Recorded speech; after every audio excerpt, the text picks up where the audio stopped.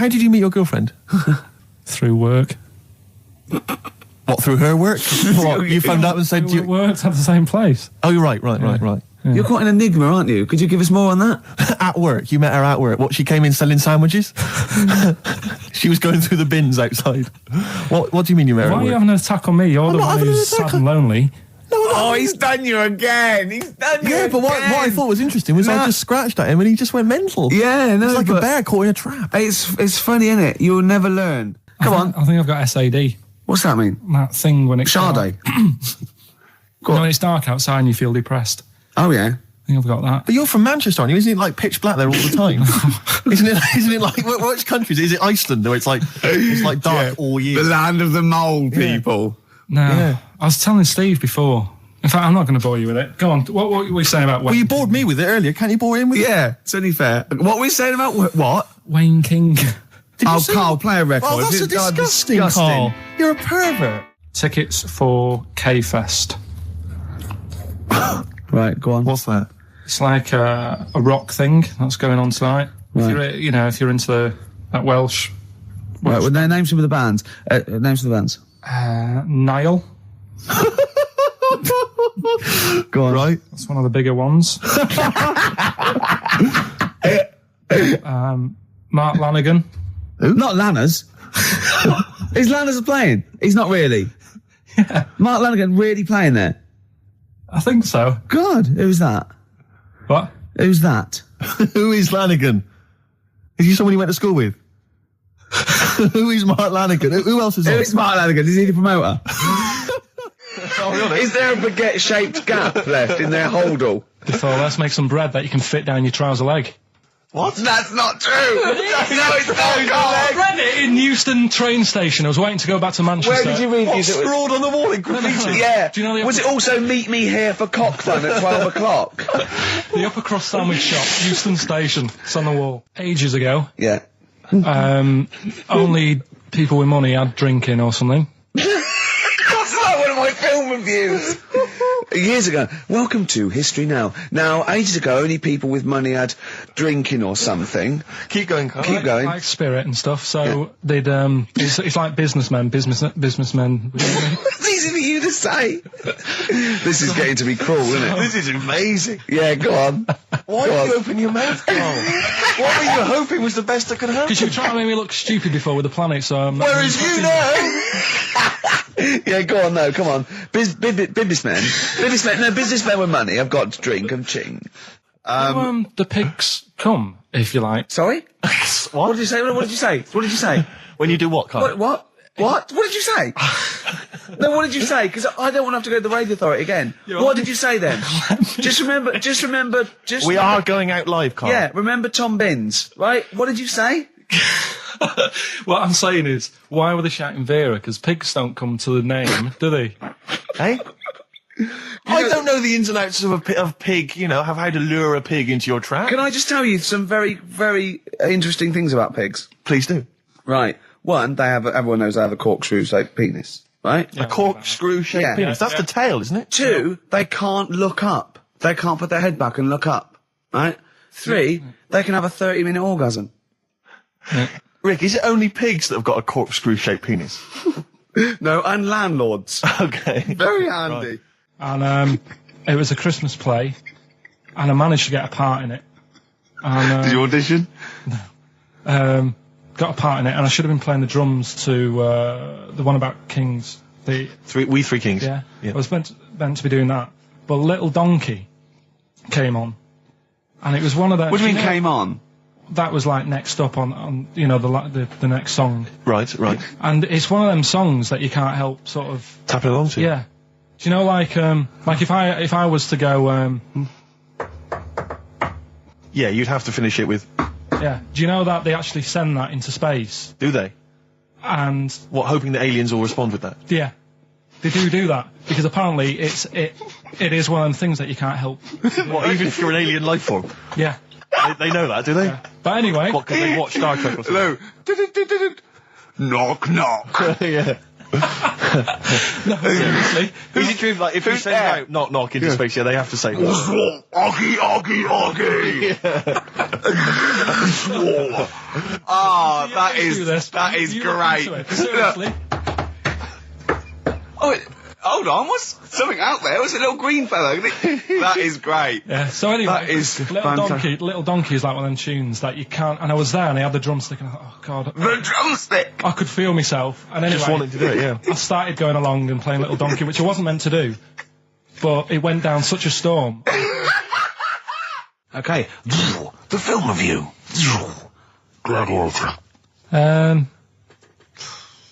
It's alright, nothing great.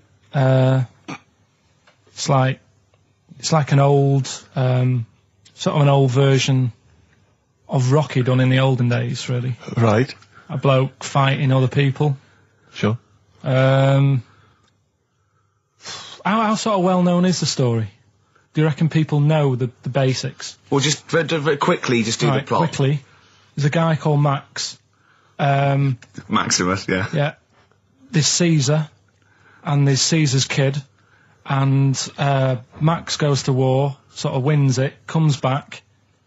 Caesar says, "You're good at what you do. I wish my son was as good as you. So I want you to be in charge when I die."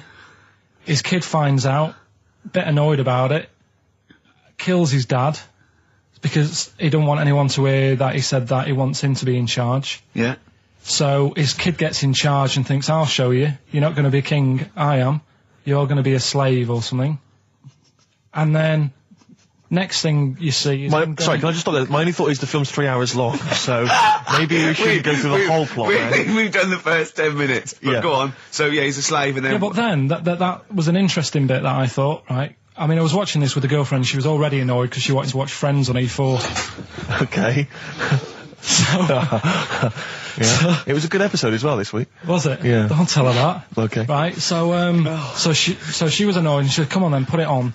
And I got it wrong straight away because it says on the back 149, so I thought that was an hour and 49 minutes. It turned out it was 149. No, I thought it was 1 hour 49. Yeah. But it was 149 minutes. Sure. So it overran anyway. By 40 minutes. Yeah. People got sick of him and they said, oh, we'll have to get rid of him. So they tried to, he loved cakes as well as women. Okay. So they said, let's poison a cake. And they poisoned a load of Easier than cakes. poisoning a woman, wouldn't it? And he ate these cakes and it just didn't kill him. And they were like, God, what's going on? And they kept giving him more and more cakes. And He was suspicious. and that didn't work. So the fella said, that's it, I'm going to shoot him. So they were like, I'd be there sort of punching people in the arm. Oh, yeah. Oh, that's a great game. Oh, I love that, punch people in the arm. Is that part of the Olympics now? it's, I think it was exhibition this year. Right. But it's going to be a pro next It's going to be the Winter Olympics because you've got to do it in just a cap sleeve shirt in winter. Yeah. So you're playing that? She, but whilst I But was she didn't doing appreciate that. She used to go, ow! No, I always think whilst I was doing that, they were like the Charlie's Angels and they'd be sorting out a mission somewhere. Because they were really like, there was something about them that you thought, they're special. They were private detectives. What if it work for a man they never see? I don't know if you saw it. What did you make of Posh Spice's Warts and All documentary? Yeah, I saw a bit of it. What did you make of it? I mean, people are slagging them off, aren't they? Saying, she's daft and that, but... Don't you? She's... I think they're all right, honestly. Yeah, all right. She's all right. I mean, I think David's really a decent bloke. Sure. Tell us the story. What have you learned? Do you want to ask some questions? No, not really. Just sum it up in a minute. What do you Can't think? do it in a minute. Well, can I ask some questions then? Where was he born? Austria. Tell us about his early life. Right, he was a young lad. Brilliant. What in his early life? Okay. Yeah. What's the name? His mum was his dad's second cousin, which is a bit weird. Yeah. That is weird. They had 5 kids. He's going, it's usually first cousin where I come from. Oh, that's unfair, isn't it? There's no need for that. No, What do you do in your leisure time? I like, going out for food and that. For foraging. What do you mean going out for food? Let's go. Like come have a little hole and go Hunting. Yeah. This is Karl. He's hungry. He knows he has to get to the greasy spoon by 11. Wow. Wow. Wow. Many of Carl's close friends have never made it across this road. There was a zebra crossing installed just for the safety of Carl. Beep, beep, beep, beep, beep, beep, beep, beep, beep. Can I have a bacon butty? And Carl is enjoying his... Wow, but he has to get back. His girlfriend's asked for one as well. She's home with a PlayStation 2. Wow. Oh. We just had a call from someone saying his company would sponsor Carl, right, to be raised by all these balloons if he could have a walk-on part in the office. And we immediately went, we're worried about that sort of thing. You can't really promise that artistic, And I was worried about the legality of it as well. How can you promise someone that for personal gain that's a private and all that sort of stuff, right? And I went, I don't know. And anyway, put the phone down to him and Carl went... I love the fact you're more effing worried about that than me being raised 30 feet in the effing air. You started getting scared, did you? Are you worried about it? Well, you're quite excited about the idea of the challenge, aren't you? I like the idea, but I want, like... Why do you like the idea, Carl? Oh, what if it went all wrong and we're there going, the humanity of it. I think we need Carl to get... he's just... And the rope would pull out my trousers and Oh, no, it's definitely got to be Dr. Fox if that's going to happen. God. We've got to do this. I both think she's a fine presenter, and I think she'd do very well on it, and I think it's a good move as well. Yeah, but can you just say it's not forever? Isn't it? No, I think she'll become more popular than us. And I think that'll be the end of us, to be honest. Well, she can string a sentence together. I think she'll get lots of PR and everything. And she goes out with Big Boy Slim. Big Boy Slim. Who's, a good DJ. He's a good DJ. And, is her name Zoe Slim now? Yeah. Right. There will be nothing. It's 3 months, isn't it? She's taken over for. Is she getting paid the same as us?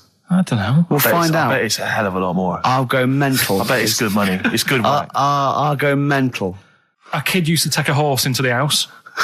Sorry. Whoa, Neddy. What do you mean a kid used to take a horse into the house? Where did he get a horse? Must have nicked it from somewhere. Must have done. You've seen a horse in it? No. What, is that from outside the saloon round the corner?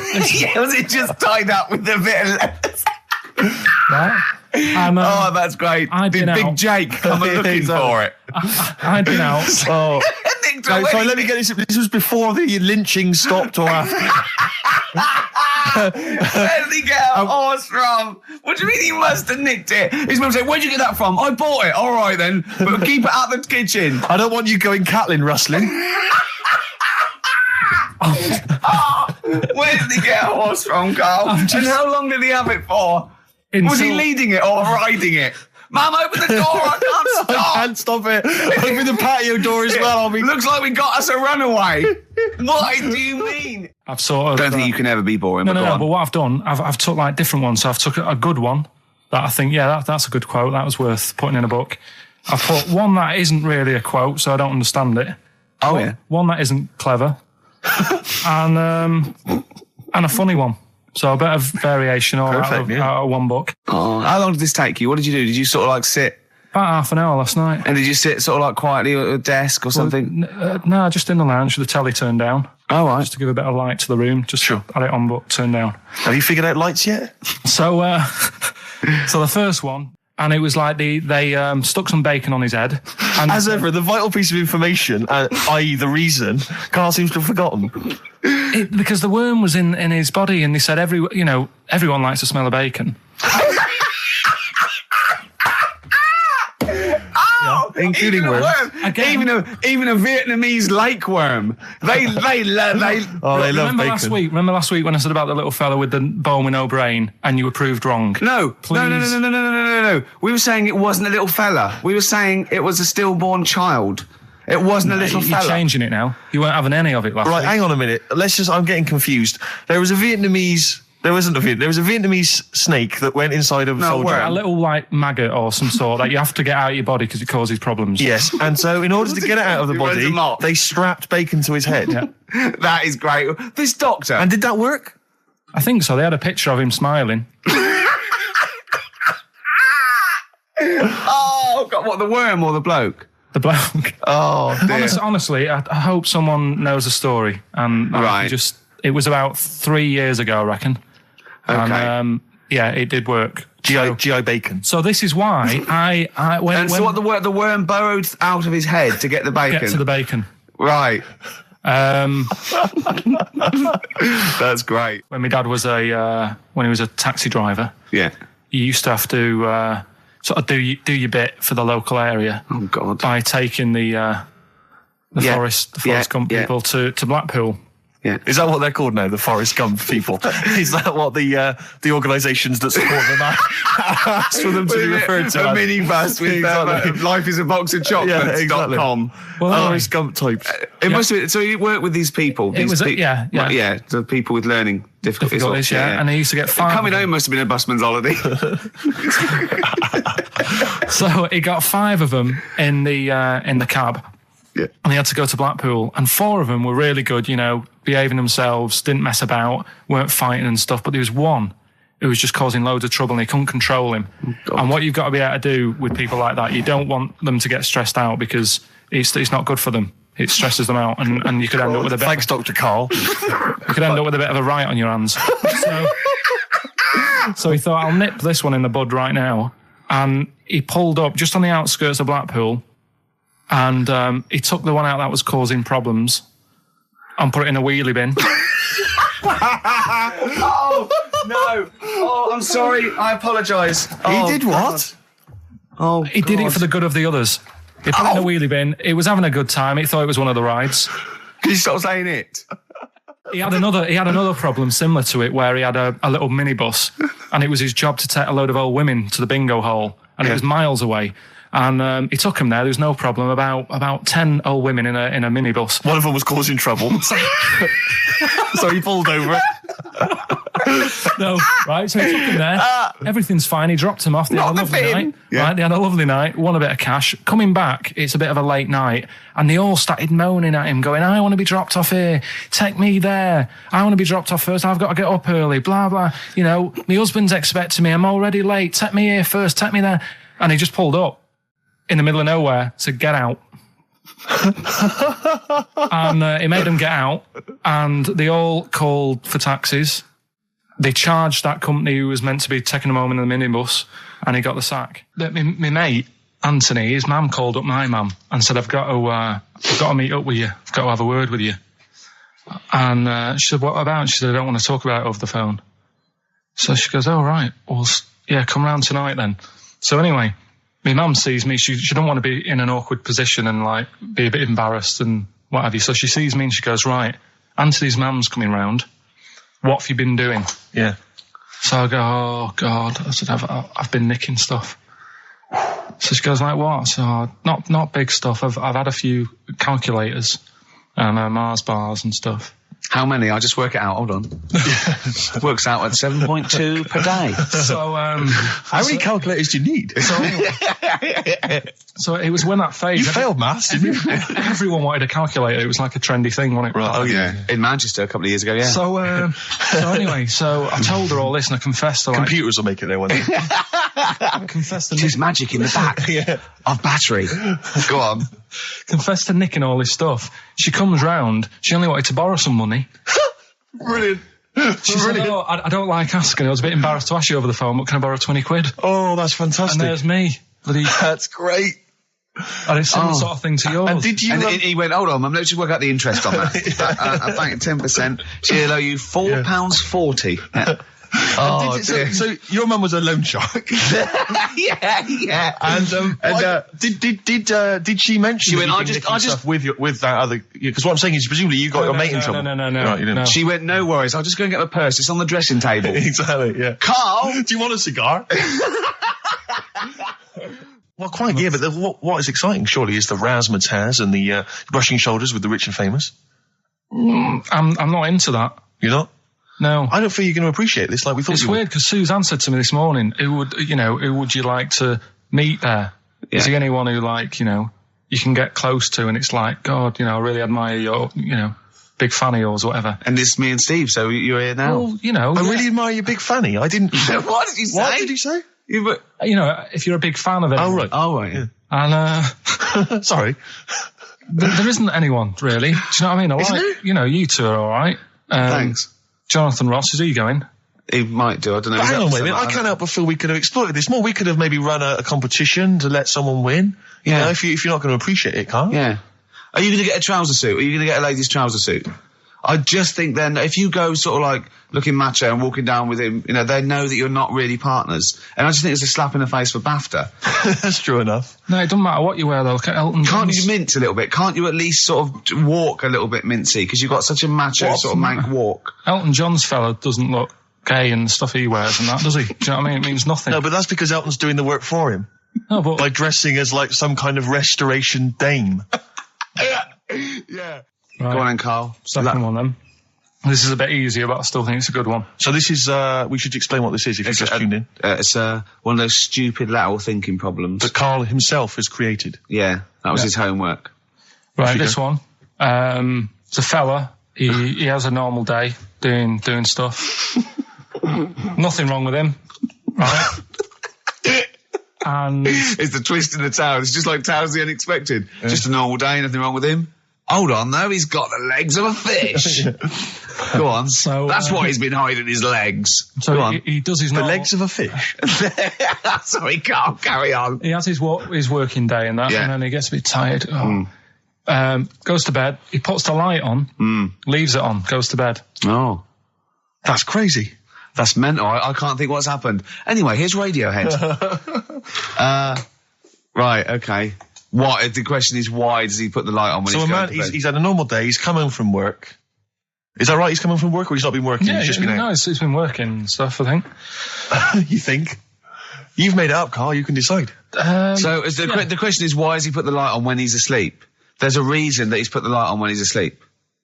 Has he gone to sleep? No, Carl, don't shrug. You're meant to answer these questions.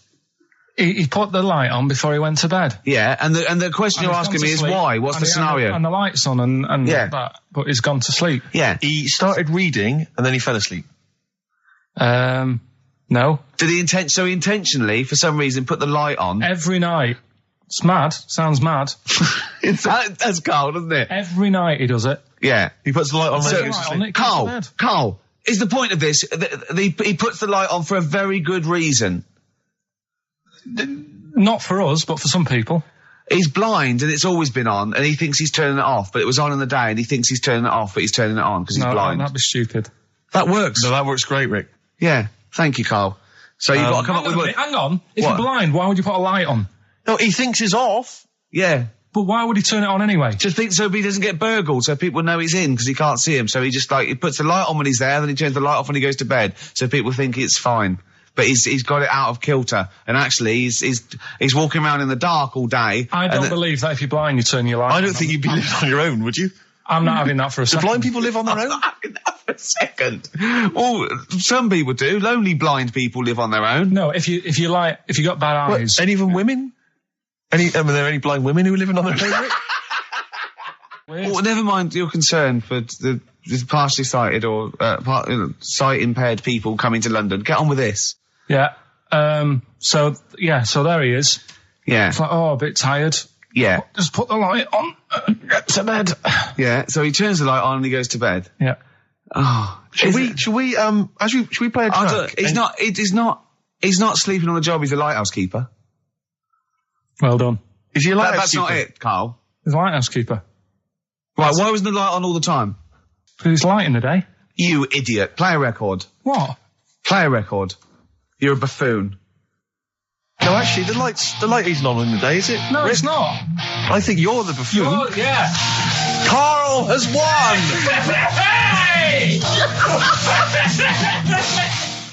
So this week's, and don't say it if you know it, because the idea is that people can... Right. There's this bloke, and he buys a new house, right? And he's well happy with it. His girlfriend moves in with him and stuff, and she says, right,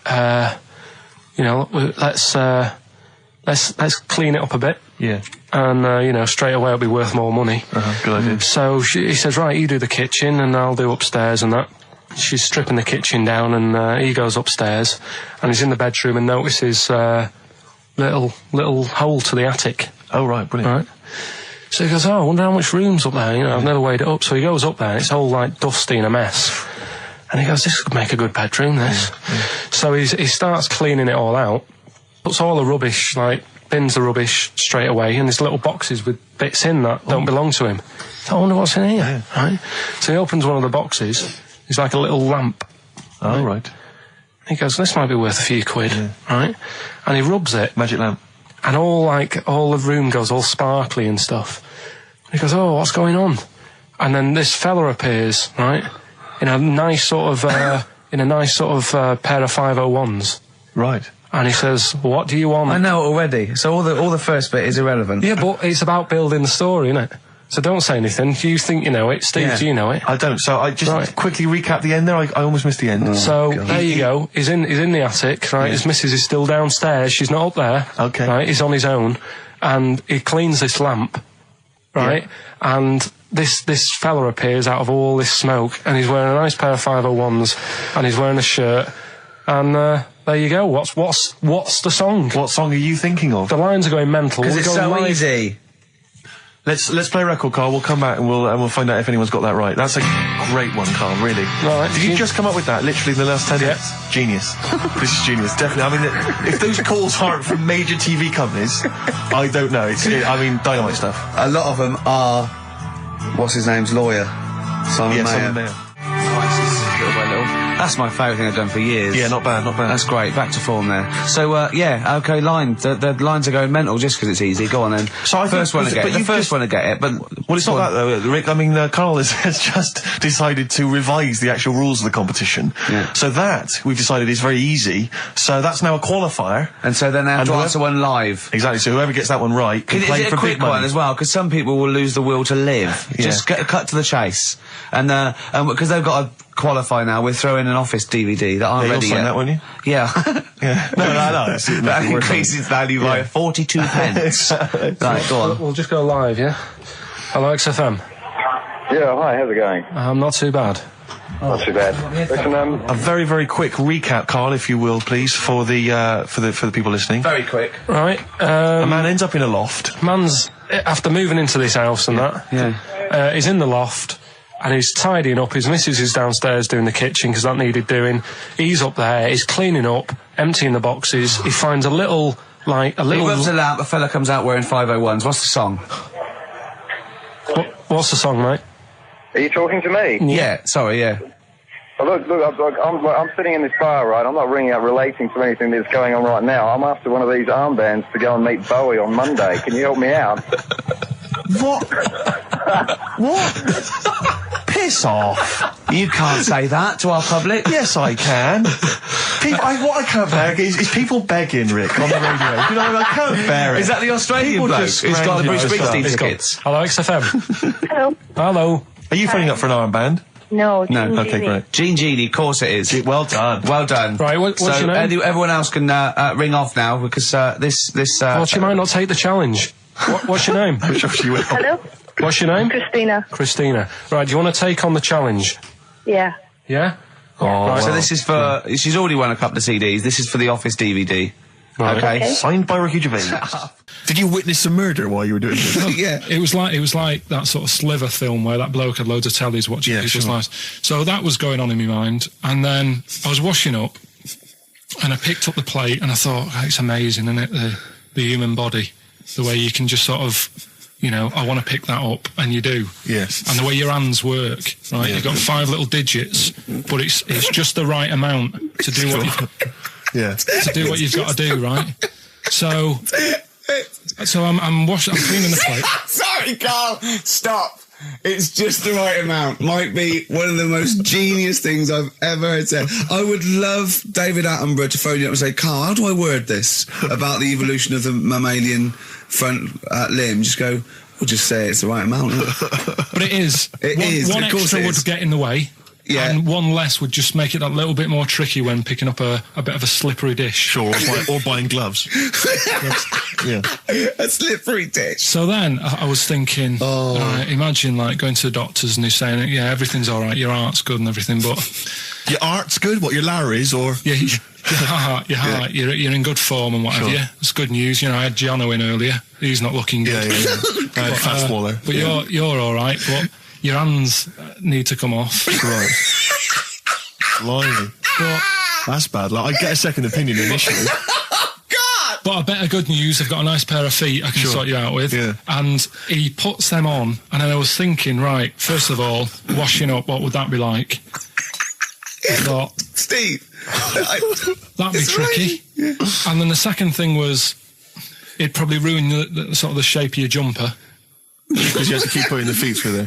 Yeah. And then I thought, I could still cycle in Okay. to work. You could run in. Well, that's the thing. You'd be really fast. Well, that's what I was thinking. I thought I could still cycle because I could balance, and then I thought, but the only thing is I probably couldn't pull the brakes. Because of the little short things. Yeah. And then, like you, I thought, but then again, you're running in half the time. So that's what was going on in last night.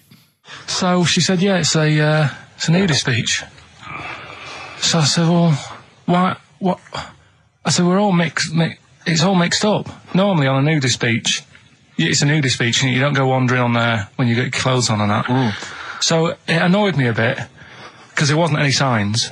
So this fella's getting closer. Well, the knob out was a sign. Yeah. Right, so he's getting closer. And he walked past me. It was an old fella. And he walked past and he had a hat on and a little pipe and a big rucksack on his back. Right, so he got me thinking. Not strictly naked. I'm walking along and I'm thinking, right, why do people want to do this? So straight away, I wasn't on holiday anymore, because most of the time when I'm on holiday, I don't think about anything. Right? Your mind's a blank. I just switch off. Right? But all of a sudden, this has got in my head now, and I turn around to look at him, and Check out his arse. and this bag, right? I swear, That's his ballsack. it was massive, right? What? You had a massive bag. The bag, His rucksack. his rucksack. Oh, right, okay. 'Cause when he said there was an old couple coming towards me, I said, what was lower, the bloke's bollocks or the woman's tits? And he said, well, that was another point. She might as well have wore knickers. Because I was so naked to see it. That's what he said to me. So you saw the bag. So it annoyed me, yeah, because the whole idea in it, this is what I think, I mean, I might be wrong, right? Might be wrong. Chances You are never have quite been. strong. You never have been before. Being nudist, right? What's it all about? I'll tell you, on that point, Carl, let's play a tune. Let's come back and we'll discuss. What are we going to play? We'll discuss that very issue. We've got some ideas. We did chat about this last week, Carl, in your absence. Alright, well, we'll play the choral. Okay. It's a good one, this. Yeah. I'm sure if there's a doctor listening or a nurse, they will clarify Right. that if they pump you with all sorts of stuff, it wants to come out. Right. So you're sat there having a serious chat. It's a quiet hospital. The woman next door with the blue hands suddenly starts seeping gas, right? Well, I start laughing. Because if there's one thing that makes you laugh, it's that. It's a 98-year-old woman with blue hands farting. So you try to hold it in because it's a really quiet hospital, and it'd be obvious that that I was laughing at, and I didn't want to be mean, but it was funny. And then it got me talking about my auntie, because my auntie Nora, she same thing, pumped her with loads of drugs. She used to have a cabinet next to the bed is like boots. She's got loads of stuff, right, for all sorts of stuff. And I mean, she's not that old, but she's on loads of stuff, right? She's and a bit coked up, as she smelled. She called up my mum once, and Yeah, you told us this. Go on, tell it again. and she said, "Oh, how are you doing?" And that. She's all right. Bit worried though. My mum said, "Wow, what's up?" She said, "I've been breaking wind." So she goes, "Well, you know." She says, "No, but this one is going on and on and on." And she was like, she was like, what do you say? What's like passing wind, farting for 5 minutes. one thing, not like, you know, trumping and then nothing. Yeah. Continuous drone of a fart. I'm eating. Hey? I'm eating. So am I. Carl, you have to carry on. Right, yeah. We're all eating. Crisps, food crisps. So last week, yeah, you were playing your feature, that song, I Shouldn't Switch Off, because I'm enjoying the story. Yeah. And we played Living for the City, only you played the single mix, which doesn't have the entire second act, if you will. Yeah. So, Carl, you've not heard it before. I've You're never excited. heard it before. You're excited to hear the second act, because as far as you're aware, there was a young guy, he's living with his family, they're fairly impoverished in Mississippi, but, you know, they're happy, they're getting on all right. But you're not even aware that he's moving to the big city. No, it just fades out. Well, that's the city in question. I mean, I've liked this song for, must be, 3 or 4 years, and I've always listened to the single version. I had no idea that I didn't know the full story. So, yeah. It's not, I mean, I know your attention to detail, you like to know the full story, like, where everything was. Well, the whole idea of the feature is to say, you've got to listen to the song. Where was the lead plate thing? Where was the lead plate thing? That was like a few years back. Where was it? In Britain and Scotland. Yeah. It was a problem all over the world. They had to deal with it. You're making it up now. Is it something you saw in Lord of the Rings? Yeah. Right. So anyway. Yeah. So the Lion and the Witch, go on. Go on. So far then, what did we learn in this story from We Stevie learned so Wonder? far from Stevie that there's a young lad, he's got a family, he's fairly happy, except they're very poor, and they struggle to get by, but they're happy and they're doing it anyway. He's moving to the big city. Carl, this is the bit you didn't realise. Just play the track. Okay, here we go. So this is halfway through. This is now, halfway through the tune now. You've not heard this before, have you? Let's go. Sorry, I accidentally played an episode of Kojak. By mistake. We were going to play a song. Carl, what did you make of that then? Yeah, what's happening there then? Eh? He was living with his family, he was fairly impoverished. He went He's on a moved bus, to the new... bus he was on, was it? Right, so what's your take on it, Carl? After hearing that, what I've worked out by it, the first part that we heard last week, everything's alright, but it's not that great living in Mississippi, right? So he goes, I'm going to go to New York. There's plenty of work there. Yeah. They'll sort of accept me as, and everything. So he goes there, and the weird thing is, he's hardly, been in New York for a second. He gets on a bus, all of a sudden some copper's arresting him. He's like, what's going on? And then he's got 10 years. I mean, what you can't hear, because the levels are quite bad. I mean, I work with sound. I can't really hear what's going on. You're criticising Stevie Wonder, I'm sort of guessing that he didn't pay his bus fare or something. And 10 years. He got 10 years for that. I really don't know what was going on. And the last one... I've got that one. That's terrible. That's terrible. Okay, quickly. Oh, God. And the last one is that bloke who does... Come on! It's making me laugh. Come on, Carl, be professional. Right, the last one. Right. I can't do it, it's making me laugh. Oh, come on, I'll come and read them then. No, hang on, Come on, Carl. Right, here we go. They don't do this on Blockbusters on TV, do they? No, come on. That bloke who does sport on telly. He's got a little kid, right? Initials DC.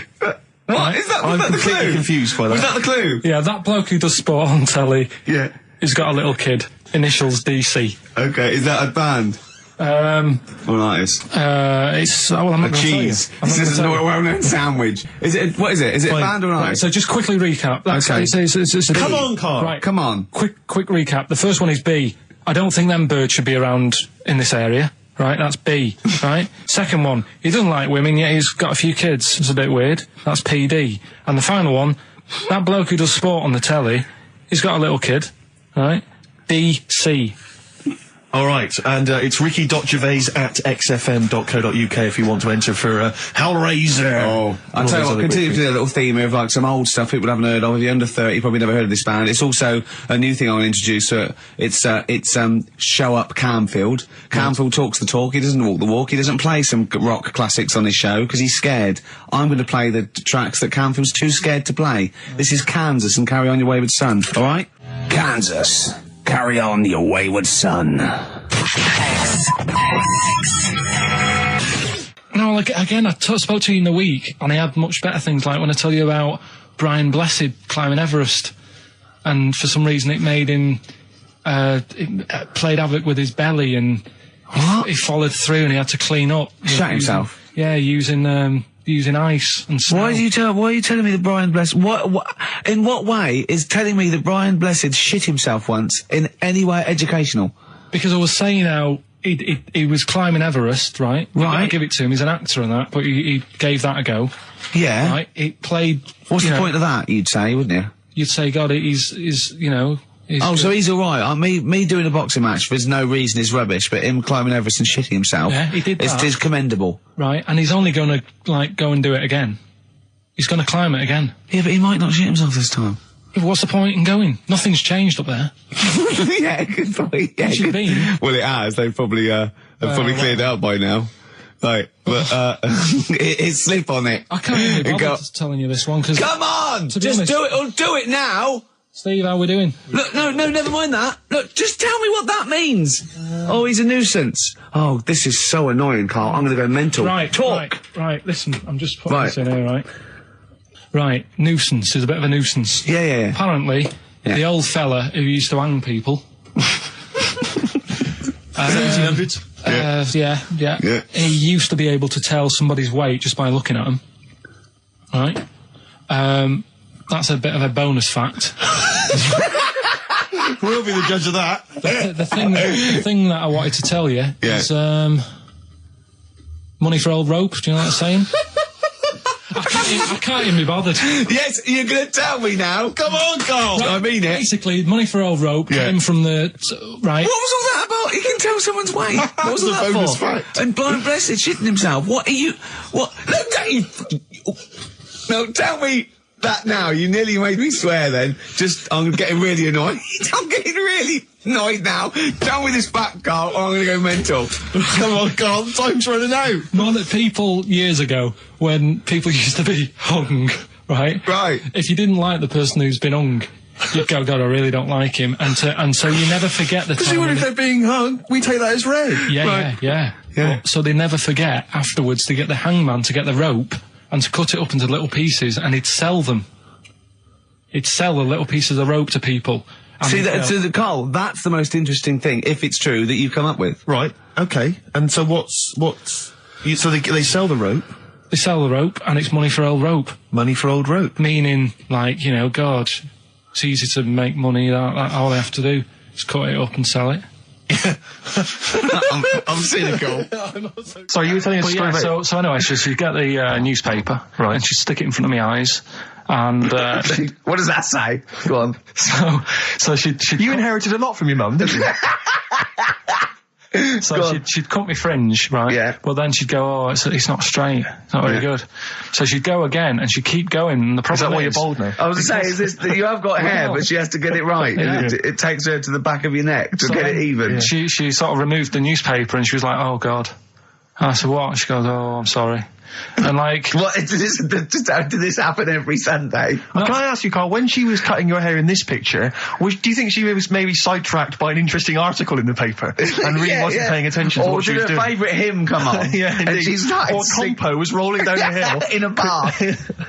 So I ended up with a fringe sort of on the back of my head because she just kept going further and further. Right, there's a little midget. Right, there's a circus. I'm loving it already. Circus going on somewhere. I think it was in America. And Is that present day or old times? I'm talking like in the last 3 weeks. Okay. Right, little midget. Circus, really packed out show. People are loving it. Steve, you'll ask the same question I did, I know. So there's a little midget jumping up and down on a trampoline. What circus is this? Right. I'd pay good money to see it. So everyone's clapping, and he's getting carried away. Because he can't believe they're loving it. I didn't know they'd like a little person on a trampoline, but they love me. But you know what it's like when if there's a crowd of people sort of encouraging you to sort of go higher and stuff. Yeah. And I'm sure he knew it was getting out of hand. But he was jumping and he was coming down the road going higher, and he's going really high in the air, right? So he's doing this. Crowd are clapping. There's a hippo, right, just sat next to the trampoline, getting ready to come on and do his act. Oh, right, I thought he was in the audience. Getting ready to do his act, Steve. So He's a hippo's- ventriloquist. What do you mean he's sitting by the trampoline waiting to do his act? Because it's why does he sit in the dressing room and they go, 5 minutes, Mr. Muss, 5 minutes, Mr. Muss. So anyway, right, so the hippo's there. He's getting annoyed, is he? Because the midget's He's eating going, into how his can I tongue. follow this? This is really annoying. They're going to be, no. So He's thinking, he's already done the trampoline, my pogo stick act is never going to work. Yeah, go on. So there's a hippo waiting. See, it's a great story, and I just know he embellishes it or it gets slightly wrong. Go on. So there's a midget jumping up and down, the hippo's getting annoyed. The crowd are going mad, the midget's loving it, can't believe his luck. Although you think, he probably knows he's dicing with danger. Yeah. So, next thing you know, they're all saying higher, higher. He gives it one big, heavy sort of landing on the trampoline. goes really high, but goes off at a funny angle. Oh. Hypotenuse. Okay. Yeah. And sort of flies up. Sure. Flies off at a funny angle. Oh, dear. Hippo's there, swallows him whole. Crowd are clapping, thinking that's why the hippo was waiting there. Rubbish. Rubbish. Right, that's Aqualung. Good time's gonna come, innit? Right, Carl, come on in, educating Ricky. So, don't let the cat out of the bag, that's where that comes from. Comes from a crafty butcher. Right, go on then. So the next little headline is Wash Up With You. Wash up with you, go on. You want to know about that? Yes. It's a survey that they did. This week. They? Yeah, some university did some survey. Brilliant. Did a world test on washing up. Yeah. And each country were given 140 pots to clean. Brits were the quickest. Yeah. Yeah. Turkey were the slowest at washing up. The Turks. It's not because the little fellas that work in the kitchens with no... Is it? They can't reach. Spain were the cleanest, and the Germans were pretty good as well. So I don't know where to start with this. Honestly, Steve, I don't know where to start with that. Look at his face. It was really light, right? We've had the parrot, right? These are things that I found. Found the parrot, right? I've told you about the dog in the car wash. Right, you didn't tell me about that. You said there's a car wash for a dog. That's all you told me. Yeah, the but parrot, you said there's a parrot. What? It's a problem at funerals. Yeah. That's nothing. That's nothing. That's nothing. Do you understand? And they used to eat cats. what else have we got? Travis on XFM 104.9 on Ricky Gervais with me, Steve Merchant and Karl Pilkington. We're doing Educating Ricky. Right, final one. Come on, Karl. Right, what was it? It was, why don't they just get a diary or some paper or something to write on? Yeah. Because snappy. I couldn't think of a heading for it. It's basically, Go on. people who have tattoos, I've never understood it, right? That they have something put on their arm. Right, sorry. Have we started the educate? Is this part of it? Are you educating me? This is something that will be useful in my life that I didn't know about. Yeah. Go on then. No, it's just that they've got a machine out, right, that does tattoos. Tattoos. You come up with a design you want, and you sort of this machine scans it, and you put your arm in this thing, and you press print or whatever, and then it does the tattoo on your hand or on your What, arm. like loads of little needles that follow a pattern? Yeah, The computer, is it? basically, yeah. Is it a real tattoo? It's a proper It's a proper one. The fella said, Well, as long as it goes out, it pierces the skin with a. I just wondered if it's one of those kind of, those kind of... No, it must be lots of little needles or a moving needle that can go Sorry, along but it. how is this cleaned, like, in between each person? I don't know. Well, no, as long as it's only that. If it's one needle, it's just the head, isn't it? If it's one needle that moves, does it like like loads of little? What are we gaining from a machine doing it? Just because they're not going to sort of mess it up. But hold on, how do you keep your arm still? Because your skin moves slightly. So the machine it's won't. sort of strapped to your arm. Right, And so the it's fella, spread- the so- fella said that the tricky thing was in all this, it was the fact that nobody would let him test it out on anyone else, so he had to do it himself. But did it work? Because the thing is with a tattoo Yeah, it artist, worked, they can see when your skin's moved and they can see what they've done and they keep wiping it and looking. Whereas a machine's just got to trust itself. Yeah. So I think one needle could go wrong. If it was a lot of needles that it just came down, like, 1,000 needles that was an imprint. Yeah. But No, obviously I'm asking someone who hasn't delved any further than there's a machine that can give you a tattoo. That's all you've got at the moment, isn't it? Well, yeah, basically. That's all you've got. I mean, that's what I've got because I'm not a fan of tattoos. I don't. But where did you read this again? This was Internet? This was on the internet. Yeah, it was. Yeah. Okay. And I just don't understand why people do it. That's what got me attention. Because me. Sorry, what have I learned from this? That if you wanted to get one, you can get one done by a machine now. Well, you'd think it beat Bughead, wouldn't you? What? Well, you'd think it beat Bughead, wouldn't you? You'd think it beat No, you'd think it be. Yeah. You'd think it'd be Buggered, wouldn't you? Bughead. Bughead. This can't be. If this is anything with a bug living without a head, I'm not interested because we've done it. All you've done is Well, fun. let's just do what a cat out. So it is that. Do I do that give one us the first? Bughead one. Which one are we No, doing? do the Bughead one. Right, well, the The bughead one. Well, we've talked a lot about animals and that, haven't we, without heads. Surprisingly, we have. I think a disproportionate amount on it. If you're a new listener and this is the first time you've listened, you'd be surprised. Yeah, we've done all that. We've covered worms, the way if you cut their head off it grows back if you don't cut too high above its neck. We've covered The chicken. the fella who blinked. Yeah. I can't go into it again. Right. Let's not go into it again. We've had the chicken with no head that lived for 8 months. Yeah. And we've had And we've had the cockroaches. cockroaches living for a week without an egg. Right, okay. Well, it's a bit more on the cockroach front, really. Right. They've found, right, that if you get a cockroach and you cut its head off, right, and then you find a cockroach that's still got its head, but it hasn't got any legs, Right. right, it's not over for both of them, right? Because what you can do, you get the one that's got the legs Right. with no head, sort of running around, get the one with the head, sit it on top of it, Right. get a little tube Okay. so that the fluids... So is this auntie's go out of the Let him room? finish. This is like Blue Peter. Let him You could get this for Christmas. Right, you get Yeah. a little tube, you sit that on top so the bodily fluids are still running between the two. Right. The head of the one on the top will control the feet of the one on the bottom. Okay. What about Good. And will it continue to live? that? Yeah. Okay, you don't know that for sure, do you? You're just guessing. That was just a No, question out of the blue he wasn't expecting. Well, what do you think of that? Good, yeah, it's great.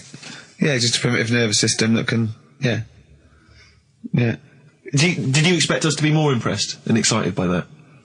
Did you fall off your chair when you read that? Did you literally topple off? Snowbird from Mark Eitzel, part of his covers album. He's so happy that the XFM listeners understand his stupid clues, and he knows it annoys me. We've got some right We'll answers be from giving out the Rockbusters. answers just quickly, just in case someone sort of missed one of them. I'll just quickly do them, yeah? Yeah, go on. First one, there's a load Short of letters. show. There's a load of letters there asking for advice. Put them on Claire's desk. Oh, well, Merry Christmas. Ask your mum if you should.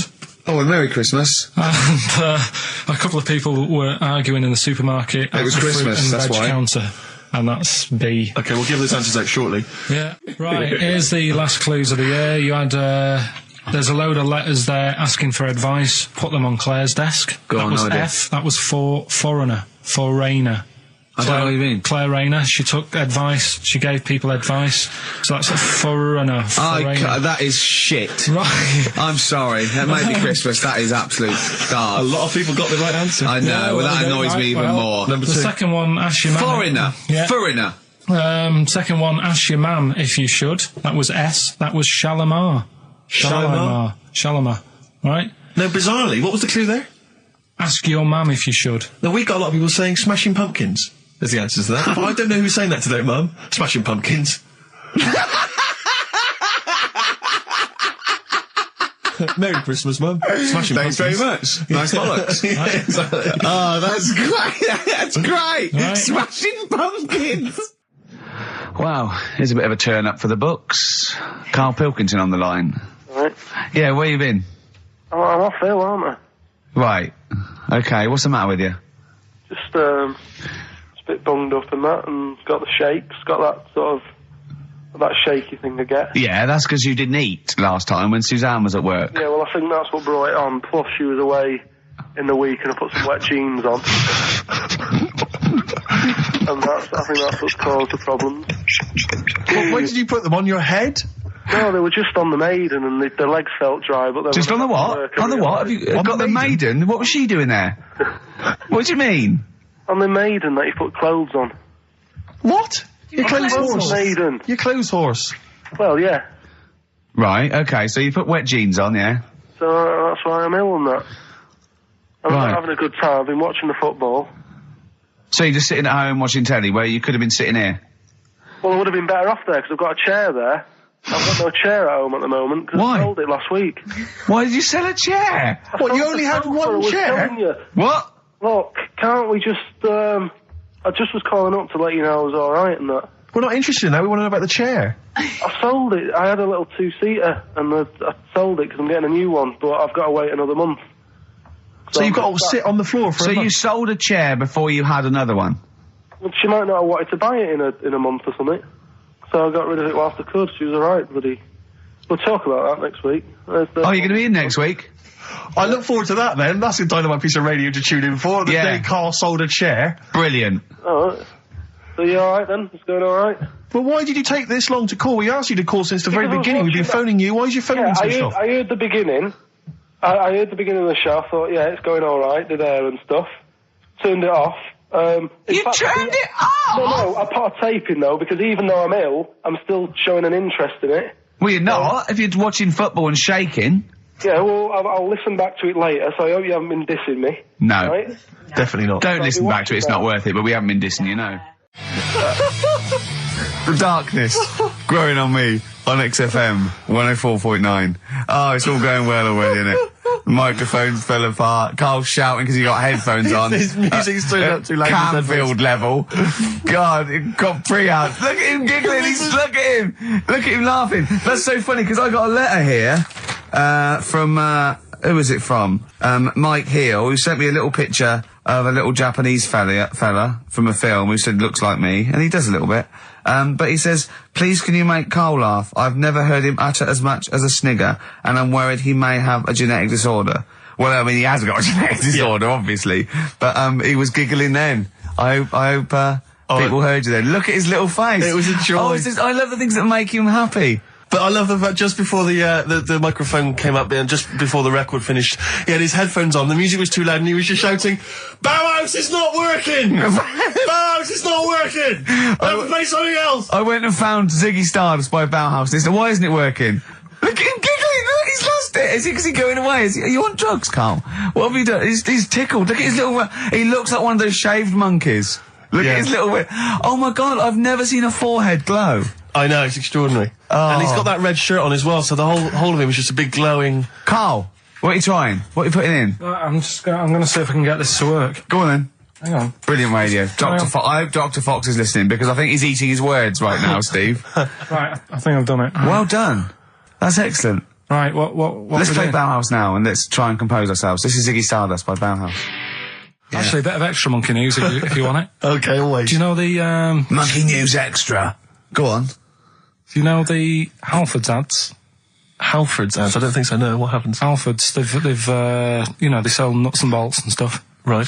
They were using monkeys in the ads. Okay. Yeah. And what happened? Don't they sell bikes, Halfords? Well, mainly. Bicycles and motorbike stuff in that. Okay, so they're using monkeys in the advert. What happened? I can't handle it. What? I can't do this. Look at him. Look at him. I don't care what he's doing. Well, basically, right, there was a load of hassle because they were using these monkeys in this Halfords advert. Yes. Right. And what happened? Get to the point. It turned out there wasn't a problem because they were mechanics in the first place. Well, they were monkey mechanics? Yeah. What are you talking about? Mental. What are you talking about? That's not a story. Right, anyway, listen, let's get back onto They were mechanics in the first place. Right, listen. Right, so they're making this documentary. Right? And stumble across a little gang of... Come on! Get on with it, please. Little gang of monkeys. That's the first time I've ever laughed. I'll hear that. I know. Well, brilliant. What do you want, a cake? Come on. Can we play a song? Oh, I don't understand what is wrong with you, you freak. It's making me laugh. Just tell us the story. All right, then. All right. So anyway, right, so there's this documentary being made. They found a little gang of monkeys. Right, play a song. I don't know what's going on here. I apologise. It's just if you were looking forward to monkey. Got to hide your love away. According to the Beatles on XFM 104.9. I'm Ricky Gervais with me, Steve Merchant. Right, Carl, come on. Monkey News. Where everyone's composed. The jingle, please. Oh, chimpanzee that monkey news. Excellent. Okay. Right, where were we? We were just start again. There's some people making a documentary. For what? Okay. Making a documentary in the jungle and that. Right. Stumble across a little gang. Okay, come on. All right. A little gang of monkeys. Yeah. Oh, come on. So the camera crew are there filming it. Yes. Everything's going normal. It's all fine. Nothing odd about it. Okay. They're not running a restaurant. They've not got any barber shops. Nothing. No. Just regular monkeys going about their business. Yeah. So anyway, What normally happens is the monkeys sleep with the partner. They already do what? They don't sort of sleep around in that. Once they find a girlfriend or the boyfriend or whatever, they stick with them, right? Okay. But anyway, they were watching this one, right?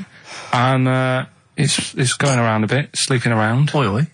And it was getting fatter. They thought, this is a bit odd. Yeah. Right?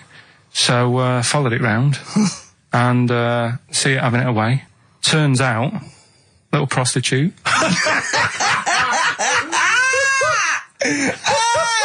Oh, God! It's a little monkey prostitute. And it was getting fatter because it was charging them bananas. What a load of old rubbish. It's charging them bananas! What was it, a boy or... It was a... Woman. Little woman monkey. That's the most extraordinary monkey news I've ever heard. Oh! That is genius! Has this documentary been televised? I don't think it's been on yet. No. And that's all the information you've got? Yeah. And is that's one banana for everything? Now, half a banana is for... Just oral. A paw job. Right. If you want full-blown monkey sex, it is 2.5 bananas. Sure. So, Let's just play a song. let's just play... All right, well, this is our penultimate show, so we're back next week. We're going to make it a barnstormer, I'm sure, lads. I want 100% behind it, 110% next week. All right, none of this giggling, none of this infantile giggling, like two schoolboys. Right. All right, we're going to come back, we're going to have some quality monkey news next week. We're going to have all kinds of treats, I would have thought. Okay. Some great prizes. All right, are we okay? Yeah, We all best show. behind that? Let's make next week the best show ever. Good luck. If you miss it, then you miss out. We're ending with a track from a couple of years back. I think it was 92, 93. Dinosaur Jr. Start Chopping. Play that. Start playing. Forget Start Chopping. Start playing. All right. All right. See you next week. Yeah. And another bit, this was the best one, right? Grab it! Right, there's this fella, and he was on his bike, right, Yeah. cycling to work or whatever, and he sort of sees this thing in the corner of his eye. Right? Literally in the corner of his eye. Or you mean he saw He just said he saw in his something. peripheral He vision? saw Okay, something yeah. and thought, what's that? Yeah. So he thought, oh, doesn't matter, whatever. And he stops off at a cafe, right, get a little scone, a tea or whatever, and he goes in there and he's sat down, and the waiter comes over. He says, yeah, what do you want? He says, I'll have a scone and a tea. He goes, all right then. So he goes to get it, comes back. As he puts the tea and the scone down, his face is like, what is that? Right, like a look of frightenedness on his face. Right, drops the tea and legs it. So the fella's going, what? So he legs it after the bloke and goes, what? And he says, oh, something came out of your nose. That was massive. Sorry, something came out of the Listen, this guy's is all serving. true because people would have watched it, so don't start saying it Sorry, didn't but hang on, I happen. just need to clarify. The guy on the bike... I don't believe he ran away. Wait a I minute. don't believe he legged it. I don't believe he had a look of frightenedness on his face, and I don't believe he said something massive came out your nose. Wait a minute. And I don't even believe he had a cup of tea in the scone. These are the things that I think are embellished. But who had something coming out of his nose? Was it the guy serving the scone? The one who was on the bike who ordered the scone. Yeah, but what It was came out it? of his nose. Yeah, what was it? Came out of his nose. Right, so he goes home and he thinks, I've got to sort this out because he's not good in that. So he But sat. what? No, it was out of his nose. So I mean, it poked out of his nose. It didn't come out. It just said hello and then it... It was like the maggot in the head. Yeah, he just yeah, popped, it just- popped his head out, had a look around, and went back in. Why did the bloke drop the tea and run? Well, it's weird, isn't it? All right, so he goes home. He goes home and he goes, oh, God, you know. So he sits in front of the mirror and he's sat there waiting. This thing comes out. Again, sort of looks round, goes back in again. So he goes, oh, No scones. right. No, he didn't. So he goes, I've got to sort this out. He goes to the doctor's, says to the doctor, I've got something up my nose. It just keeps coming out and having a look round, going back in. Didn't say that. The doctor's like, oh, I haven't heard of that before. Right? Didn't say that. So sat there. It does it again. The doctor looks, frightened again. Runs away. Yeah. He Well, he's got a look of frightenedness on his face. he had a look of medical frightenedness. He dropped his stethoscope and legged it. No, he said, I know what it was. He said, what? So you got a leech up your nose. He had a leech about that long. What's radio? Well, how long's that? 4 inches. 4 inches coming out of his nose. Next time it stuck its head out, he grabbed it, pulled it out. That's horrible, though, isn't it? Isn't it? Can I just remind people, just let people know, when Karl was saying it was about that long and Ricky said 4 inches, he was using his fingers. Oh yeah, he didn't have his There's nothing else there. feather out. No. So he had a leech up his nose. How did he get a leech up his nose? Don't know, again, I'm not that bothered about that bit. It's just- buy it if you want, not bothered. Think about it. Come back, right? Come back if you want. Start again, Carl. I lost halfway through. Right, start that second one again. Right, well, you can buy... It's different. Well, the first one was buy it. Well, no, this one was yeah. Well, write it down. Buy it. Right, do it. Do it. If it's a cryptic clue, all the letters count. Do it. Buy it if you want, I'm not that bothered. You know, think about it, come back, check some other places out first before you know... That was a crossword clue in the Times. So we got no time for other clues. Right. So that's SC. Right. Do that clue again. Buy it if you want. I'm not fussed. Do you know what I mean? Think about it. Fust is making an appearance. Fust wasn't there before. Do the clue again. Do the clue again. Initials SC for that one. Do the clue again. No, I don't want to do it again. You haven't finished it yet? I have. That's it. No. Do the clue again. I can't do it again. Do the clue again. Buy it if you want. I'm not fussed. Right? Shop around. Come back. It's up to you. I'm not pushing you into anything. It's up to you. Wasn't there? SC for that one, right? And the final one. That's good. I can play 10-pin bowling again. Okay, and what's the clue? Christ. That's O for that one. O. All right, so they're the three Now I things. assume that I'm not going to bother to look, but I assume there's a jiffy bag of tacks Yeah. which people can win. All right, well, great, good luck. Ricky.gervais at xfm.co.uk is the email Play a address. record. Thorns. No, buy it if you want. I'm not fussing. Come back, have a look round. I'm open Wednesdays, by the way. Shut up, for. See you later. I sort of feel like, you know, one thing we've never done, Rick, is we've never pandered to people, but as it's the last show, we've got to give the audience what they want. Right, what's this? Well, yeah, and I was going to say things they don't want as well. And, you know, and well, just basically to keep a smile on Karl's face. Yeah. I say a smile, a sort of not quite a scowl. Yeah, he never really smiles. So, yeah, it's just really as a chance for him to have a go. It's like, you know, you indulge an annoying child. The only time Carl laughs is for no apparent reason. Yeah. What do you think? Like, What do you mean? well, sometimes you'll go, and I know you'll be thinking of what a monkey could do. Yeah, it's like people who've had electroshock therapy. Yeah! Oh, it's imagine tied down biting on Exactly, something. yeah. Biting on a big leather pad. If you got like a bulb, Jesus. I know. You don't think about the cryptic clue is that every syllable counts. He says it different every time he says it. There'll be something different. Look, go on then. right? So if you get a bulb, right? A bulb what? A bulb. A bulb. What's a bulb? What's a bulb? Like a... A light bulb. A light bulb. Oh, a light bulb. So you get a bulb? You get a bulb. Yeah. Go on. He's gone. Right, go on. So you get a bulb, right? Oh, yeah, a bulb. Yeah. Have you got something in your throat? What are you doing? Are you eating a gobstopper? What are you doing? We'll play a song then. No, come on. Get the clue out, for goodness Go on. sake.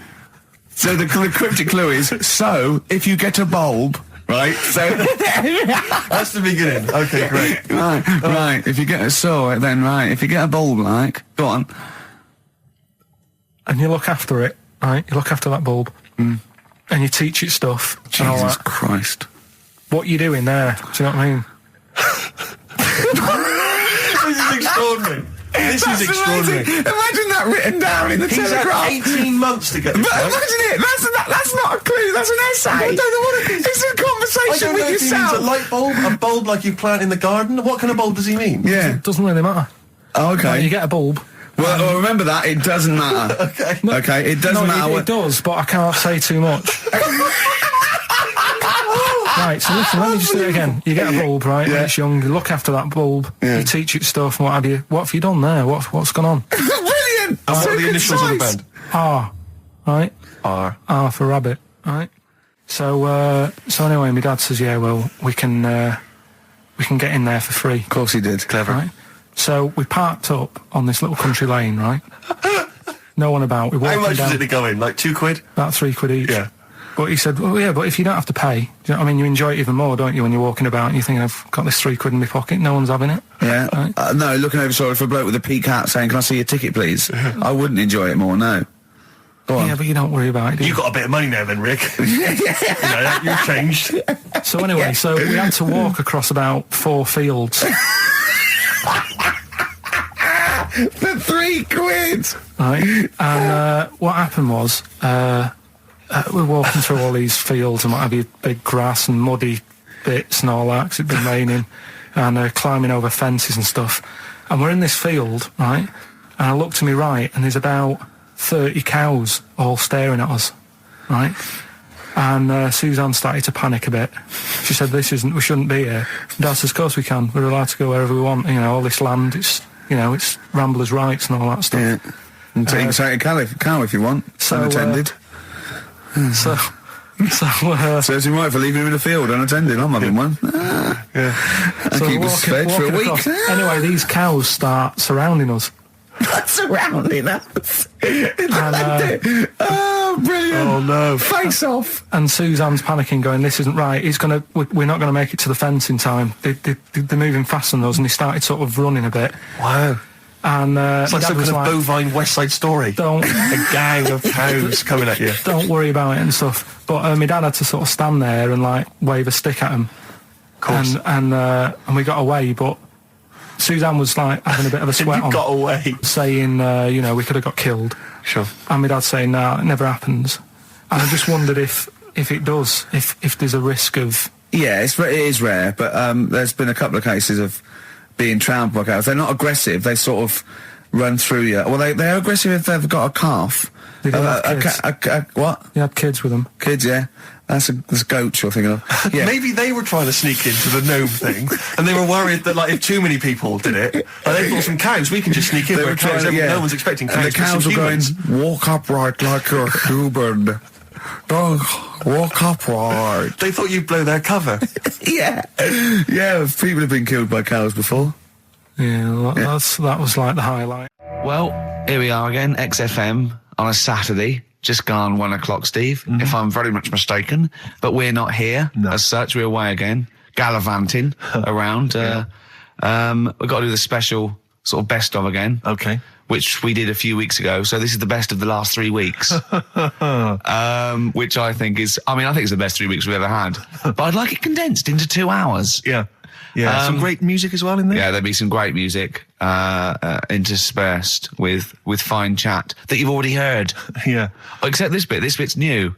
We've actually, out of the kindness of our heart, we've come in last week. Yeah. Yeah. And we've done a few clips just because we felt a bit guilty about shooting off. Yeah. And I mean, leaving. even now, having heard this link, I'm beginning to wonder if it was worth our time. Yeah. Well, should we play a classic link? Let's play what from the last 3 weeks. After this is Feeder.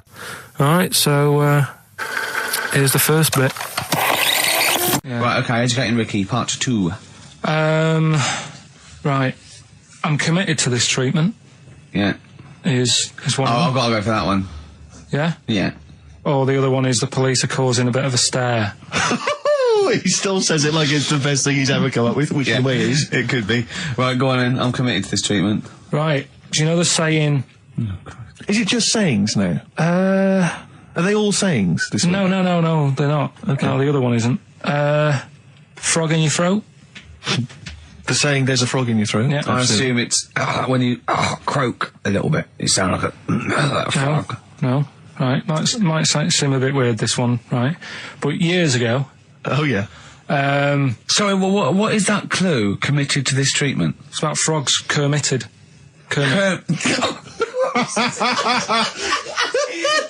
Probably works better with a K and an ER written down. Well, also, if you pronounced it Kermitted, yeah. but not committed. Committed to this treatment!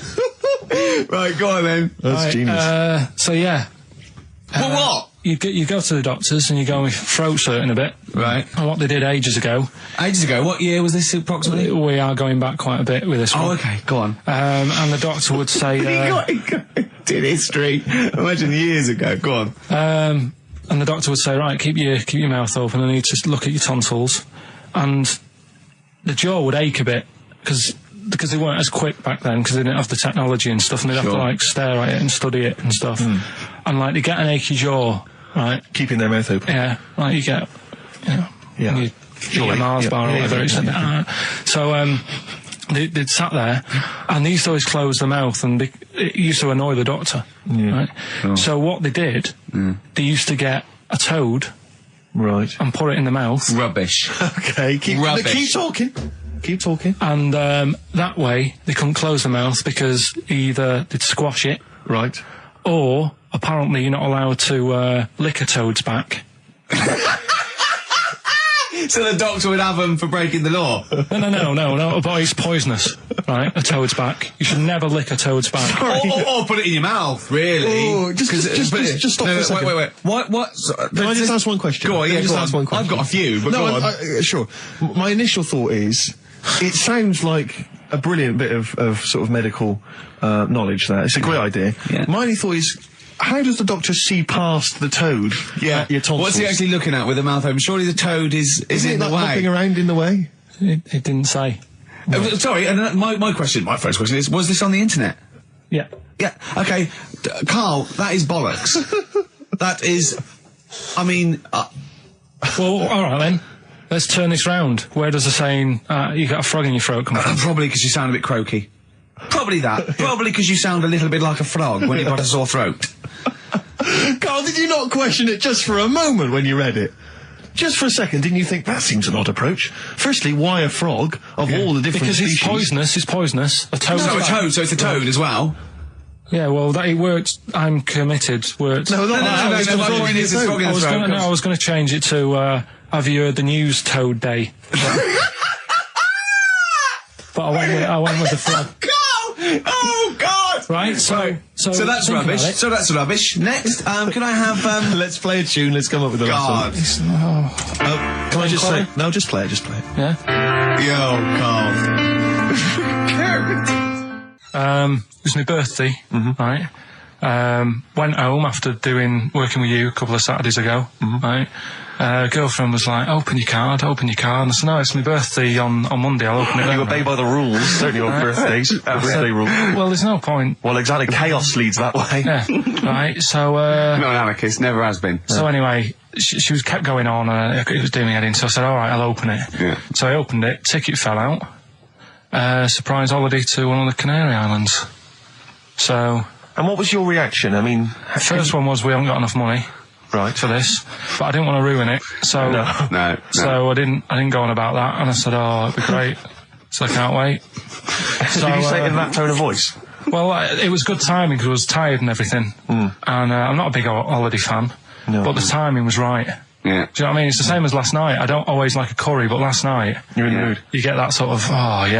You had a feeling. Yeah. You thought, and then lo and behold, later you were eating the curry. It's weird, isn't it? Isn't it weird? The paranormal. Isn't it weird? They work in mysterious ways. Yeah. So anyway, right? The island. If I was on Wish You Were Here, I'd probably say it's a bit barren. Okay. Not much there, but if you get a hotel, you guarantee good weather. Right. Are you? No, what I mean is, it'll be a good holiday. If you get a hotel, right, the weather's always good, so you'll have a nice time. Yeah, that was a comma. Yeah, it was a Go on. And all that, and the food was all right, and everything was going all right. I was just having a nice, relaxing time. And how do you sort of spend your time on a holiday? You just lie around? Is that sort of holiday, just lying around. I bought a book.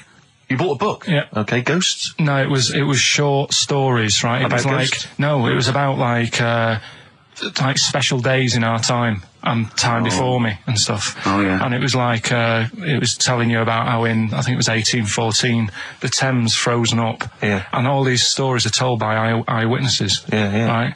So there's some fella who was around in 1814 and the Thames was frozen and people used to put market stalls on there and they'd do the shopping. It was like like an Oxford Street. Was that Mad Liar Charlie? No, because he's famous for that. Well, I'm sure, you know. No, I think that was Mad Liar Charlie. Right. Yeah. So I was reading that, and then after a couple of days was a bit like, boring. Yeah, you can only do sort of so much lying around. And so much reading. So, Suzanne said, let's go on the beach, have a walk. You ain't gone on the beach? Where have you been up to this point then? In your room? No, just like around the pool, just relaxing and having a swim and that. Yeah. So she said, let's go on the beach. I said, alright then, yeah. So, wandered down to the beach, and first impressions are, it's alright, it's clean. Sea Your looks good. criteria is so basic, it's brilliant. Hotel, yes. Roof, good. Food, adequate. Beach, clean. Next. So I'm walking along and everything's good, and there's a woman feeding fish bread, which I thought that's different.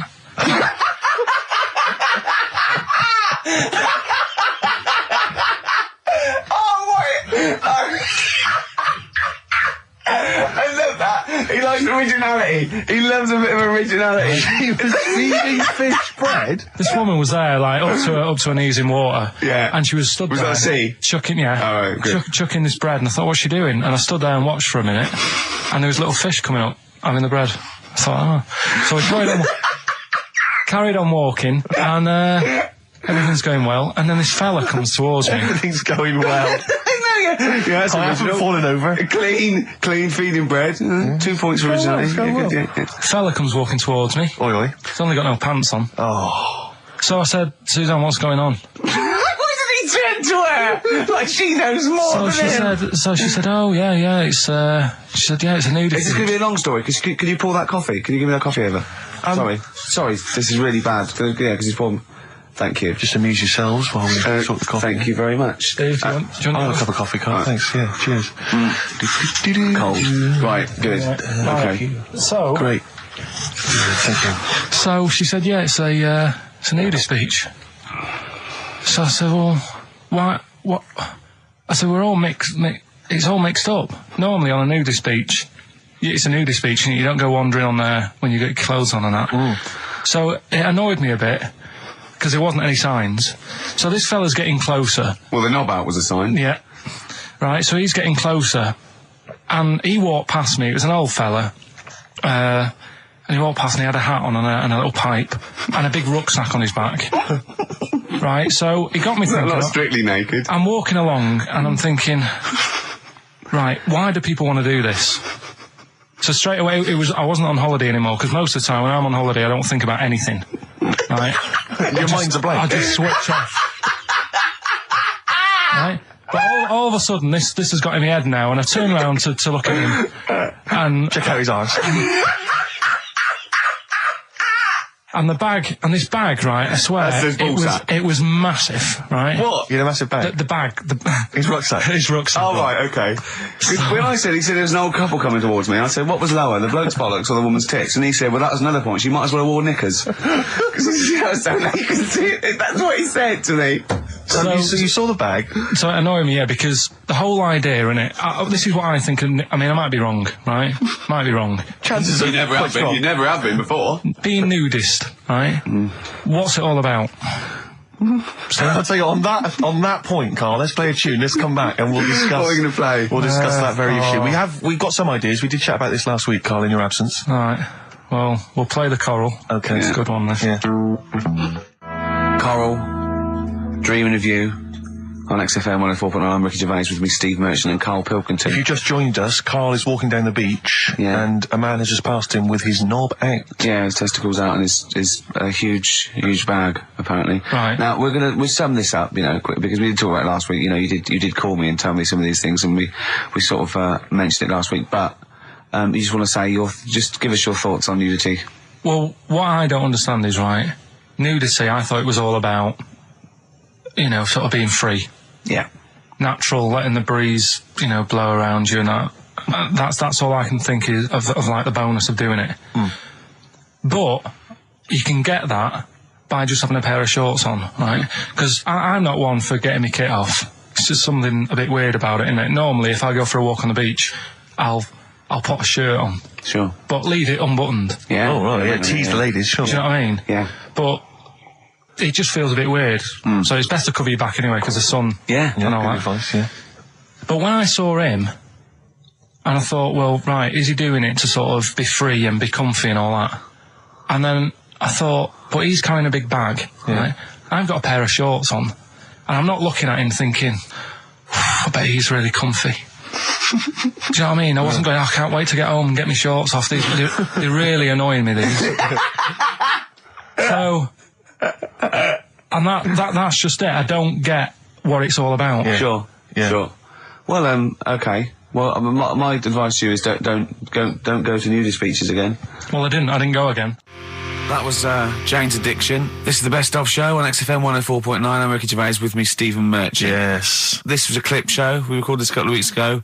I hope you had a Merry Christmas. It's not over yet, because tonight at 9:50 is the second part of The Office Christmas specials. It's brilliant. Watch it, and we'll be back next week live. I'm Ricky Gervais, with me Stephen Merchant. Bye. Have a great new year. Can I just tell you a story that Carl told me a couple of weeks ago? Is this another ghost story? Another Yeah, spooky it is, story? yeah. I called him out. I was, what are you doing? He said, I've just been reading ghost stories again. He said, you don't believe in them, but how do you explain this? Right, I went, go on. He said, I'll tell you as he told me it. He went, bloke, right, just sitting at home, doing, watching telly with his cat. And, the phone rings, and it's a bloke going, is that fire in your oven okay now? 'Cause your wife called. And Carl went, well, 1, there was no fire in the oven. 2, he wasn't married. I went, right. Go on. He went, well, then, right, there was a knock at the door, and there was 2 sort of people in sort of white coats, and they came and said, we've come about that fire. Your wife called us. He went, 1, there isn't a fire in my oven, and 2, I'm not even married. Right? And he said, they saw the cat, and they looked at the cat. It looks a bit weird at the cat came out, nothing. And he said, and then he went back, sat down, phone rings, and they said, did they sort out the fire in the oven that your wife told us about? Oh. He went, 1, there is no fire in my oven. 2, I haven't got a wife. And Carl went, what do you think of that? I went, that's not it. He went, yeah. I went, That's the end of the story. What? He went, well, how'd you explain that? I went, explain what? I thought he was going to say, a year later we got married, but she died in an oven fire. Right? I thought it was going to be that. And I went, That's what? people winding him up. Yeah, or someone did report a fire oven, and their name was Johnson, and they looked up Johnson, they got the wrong thing, it was the gas board, and they sent it round to the wrong person, right? You know, he went, yeah. I said, I explained it to him, he went, yeah. Why did they look at the cat funny?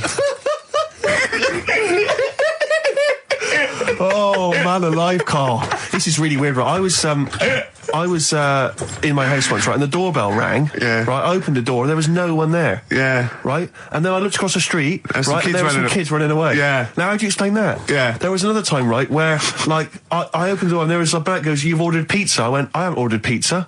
And I heard my mate upstairs giggling and putting the phone down. Yeah. How do you explain that? Carl, seriously, why did you tell me that story? What did you think that was weird about that? The fact that it was 3 different people. Is this all the information? Is that the entire story? It was 3 different people. Did you fall hassling asleep him and not read the about end? A fire that didn't happen, about a wife that didn't exist, and a cat that didn't look happy.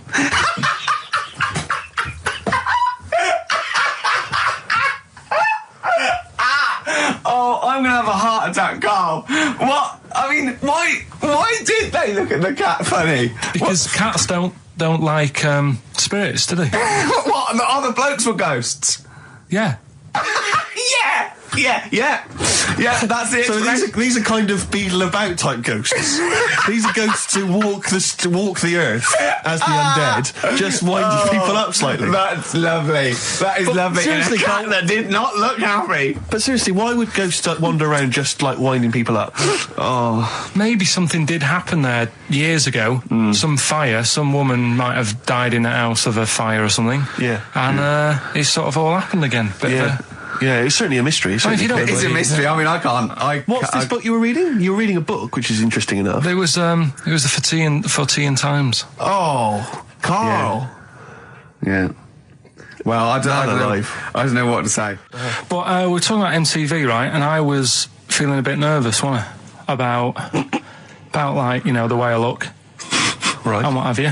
And then I watched a bit of Celebrity Big Brother and all the fuss that Mark Owen's getting, and he's not that good looking, is he?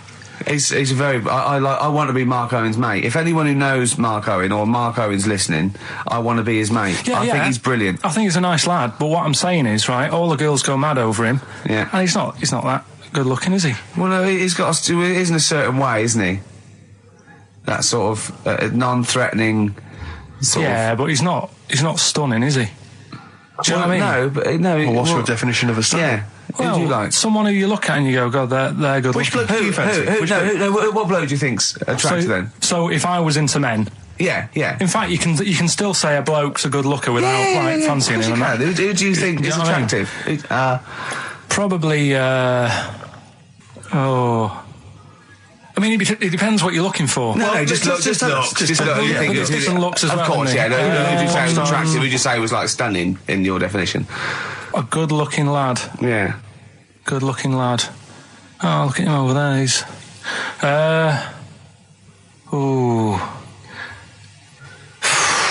Do you find, Robbie Williams? Do you find him attractive? Boy next door. Look. No. Who do you? Carl, hurry up, because it's we've only got 2 hours. Probably. Do you know? I can't think of one offhand. Mark Owen is pretty good looking then, really. There's not. Just name one bloke that you think's an attractive guy. There must be one bloke that you've either met or that you've seen in a pub Who do you think on a is poster. attractive? Tell you what. Go on. Tell you what. Works here. Young Alex Zane. Well, we know Alex. Maybe we can fix you up. Oh, I love you, Alex. You got so I just like the way, the things that interest me, I remember. Things like snakes not having ears and stuff. Yes. I didn't have to read about that. No, you just learned that. Yeah. You saw it on the telly, didn't you? You saw it on that Ian Wright programme. Yeah. Yeah. And this is what Carl said to me. He said, it's actually, I called Carl up in the week, and Reese was with him. Reese used to be on XFM, and he took the phone, and he went, Carl's worried, I've seen that programme. He said, snakes don't have ears, right? He said, so you can creep up on them and pick them up. And he said, Carl's worried. He said, how'd you ever put them down again? Because then they know you're there. I woke up the other night, quite late. Worried about that. And I said to my girlfriend, I said, how do you put a snake down? And she said, what are you talking about? I said, that Ian Wright thing, this guy managed to pick up a snake. And do you know that thing where they clamp its head on a jar to get the poison out? I do now. Right? They did that, but they didn't show you how they got rid of it. And I thought, it could really get nasty, because it's obviously annoyed that you've had its head pressed in the jar. Yeah. Right? They hate that. Now, Especially as it's in front of their mates. when you lift it off, Yeah. right, you've got hold of it. Yeah. If you go to chuck it down, it's going to turn on you. It's going to go wild, isn't it? So, I just wondered. Well, what you do is you never put it down, Carl. Yeah, that's why that bloke has got about 11 or 12 just carrying him. Exactly. Yeah, you never put it down. You sling it. Who cares? You just throw it, don't you, really far. That's not that. I don't think you should throw. But Carl, listen, don't worry. We're not asking you to get involved with snakes. Like I said to you, though, the reason I did this was to get that kitchen, right? Now, Brilliant. as we speak now, right, Builder's in the flat. He's been annoying me. Of course he has. Of course he has. What's he been doing? When he turned up on Monday, right? Yeah. Wanders in, and the first thing he says to me is, said, the pub across the road, is it any good? I said, well, it doesn't matter, does it? You're working on the kitchen. Think of saying that to a builder. Probably making conversation. Probably meant, do they do a toasted sandwich? Because I've got a half-hour lunch break. Not an hour, like Karl Pilkington. So I'll probably go and get a nice, cheese and tomato sandwich. Is that genuinely what you said to me? Yeah. The first thing you Yeah, said so to me? Suzanne had a go at me saying, why have you said that? He hasn't even started on it yet. I cannot believe that. You're unbelievable, Carl. And you say it's us that are rude, crass, I wasn't being thoughtless. rude. I just was letting him know. Do you know what I mean? I know what He they're up knows to. what he was there for. He had it down on his little docket. Do the kitchen this week. Yeah, He didn't come there and go, what did I come out for? Was it to go to the pub for a week? Why am I wearing these overalls? Yeah. Who's the little bald mank twat insulting me? Let me just check. Let me call the head office. I wasn't having a go, though. I mean, they should have finished it yesterday, and they're there now, right, Yeah. on their own. And what annoyed me is they turned up late today. Hold on, Carl. I've just realised something. They're probably listening to the radio. This, I assume, tuned to XFM, isn't it, in your kitchen? Yeah, but they don't know it's me, do they? Do you know what I mean? No. They'd go, he's got a whiny mank voice as well. So's the bloke who owns this place. And the bloke who owns this place, when I said, what's that pub like across the road, said, well, you won't be bothering that. He's working on this. No, he won't be able to put two and two together, will he? You've suddenly, the penny's dropped, doesn't it? You've suddenly realised. Look at his face! Yeah. He's suddenly realised they might know it's him. And they could be listening, and they're going to clean you out, mate.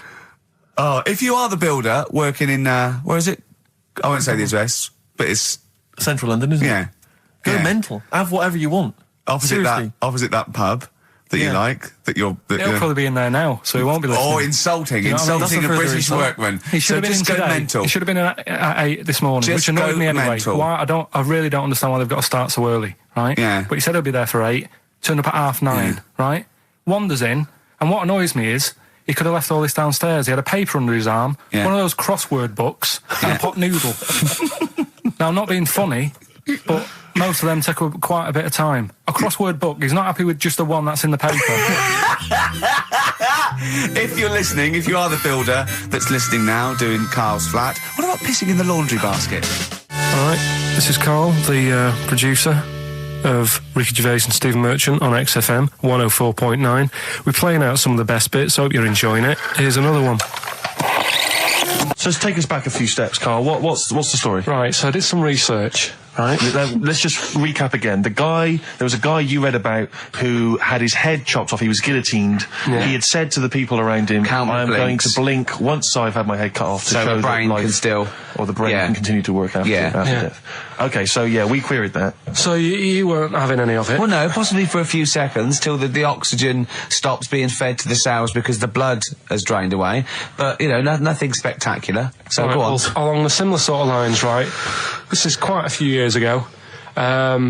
This fella sort of upset the royal family doing something, right? So they said that this isn't good. It wasn't Ben Oughton at that Jubilee thing, was it? I can't remember what it was, and they said, right, That was terrible. We're gonna cut your head off. You know, you gotta show people like you can't be doing what you've been doing. What was this, the 1970s? When you say a couple of years ago, you mean maybe sort of... Was it the olden days when the Ages phones ago. weren't very good? Ages ago. Yeah. Ages ago, sure. So yeah, fair enough. Yeah. So Very philosophical. Yeah, imagine that when you wasn't here Take your head off. This was literally ages ago. Yeah, exactly. Yeah, go Simon on. Sharma's History of Britain. Yeah, yeah. Oh, So- and even before that, which is yonks before, when it was all mental and different.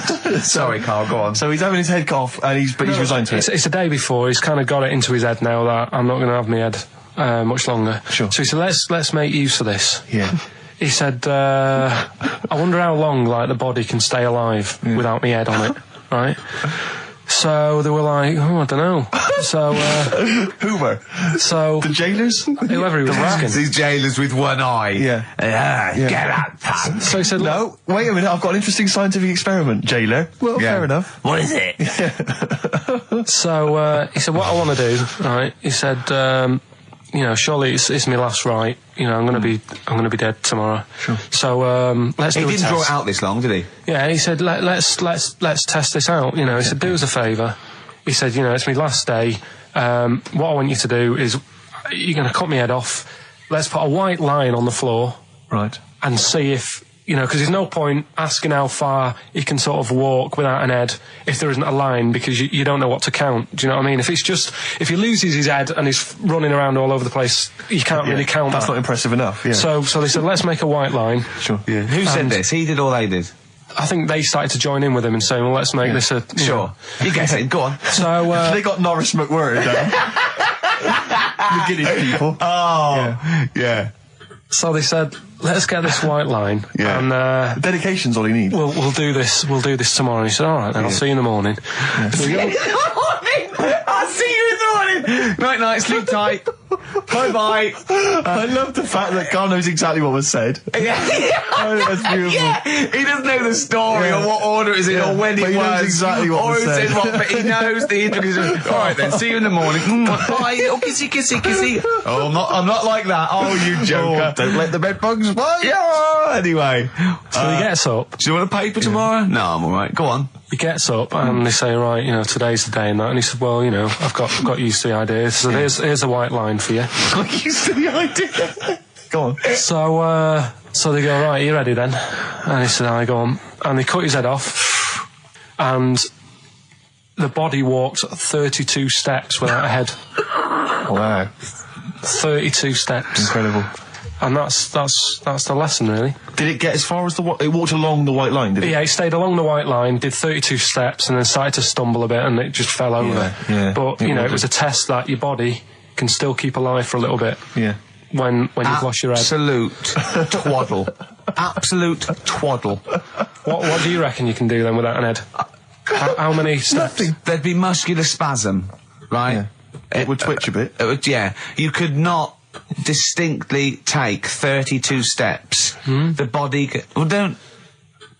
Yeah. Is the doctor still on the line? Yeah. The fellow that bought 6 parrots. Yeah. And, you could have got 32 steps. Right, so you don't Beheaded believe man that. doing a bit of line dancing. Right, you don't believe that, but something that you do believe that a cockroach can live a week without an head. It can. Slightly different kettle of fish there. Why? Wow, insect to human is what I'm thinking. Yeah, that but difference. There's not that much difference in Of course some there insects. is. Do you know that a snake has a heart and lungs and kidneys and stuff? Go on. No, well, I'm just saying. So? You're making out as if like they're a totally different Species.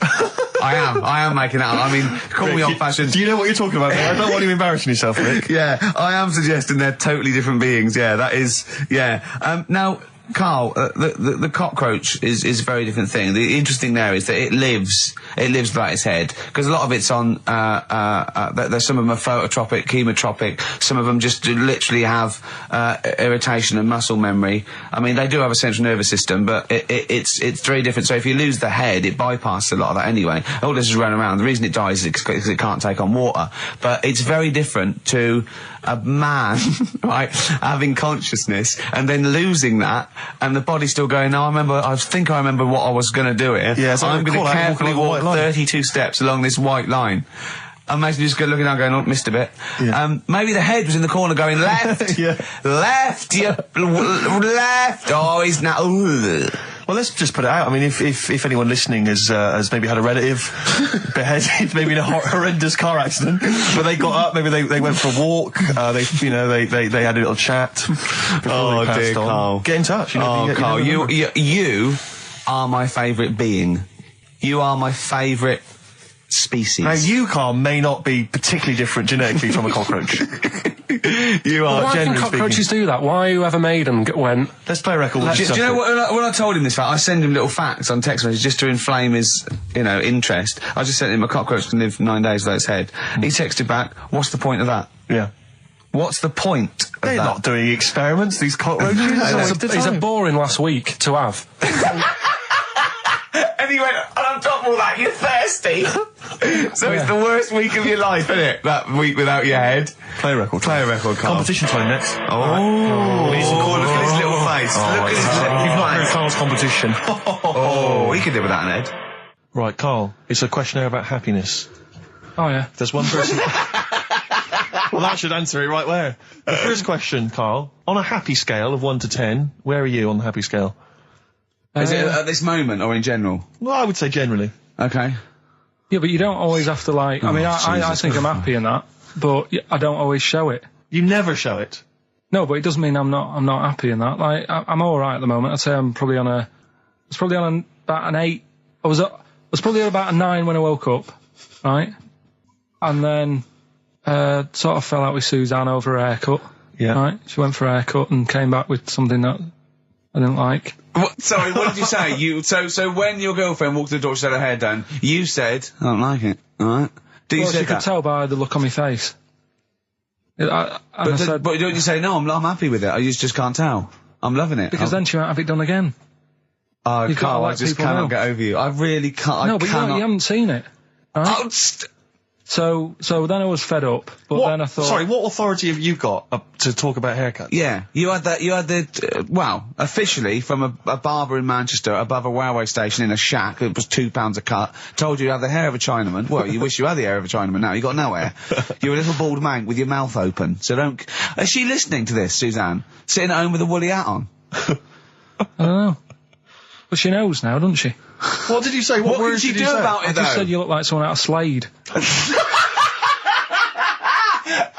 Interestingly, that's what I look for in a girlfriend. Oh, God! Which one is Slade? That one with the funny... Not Dave Hill.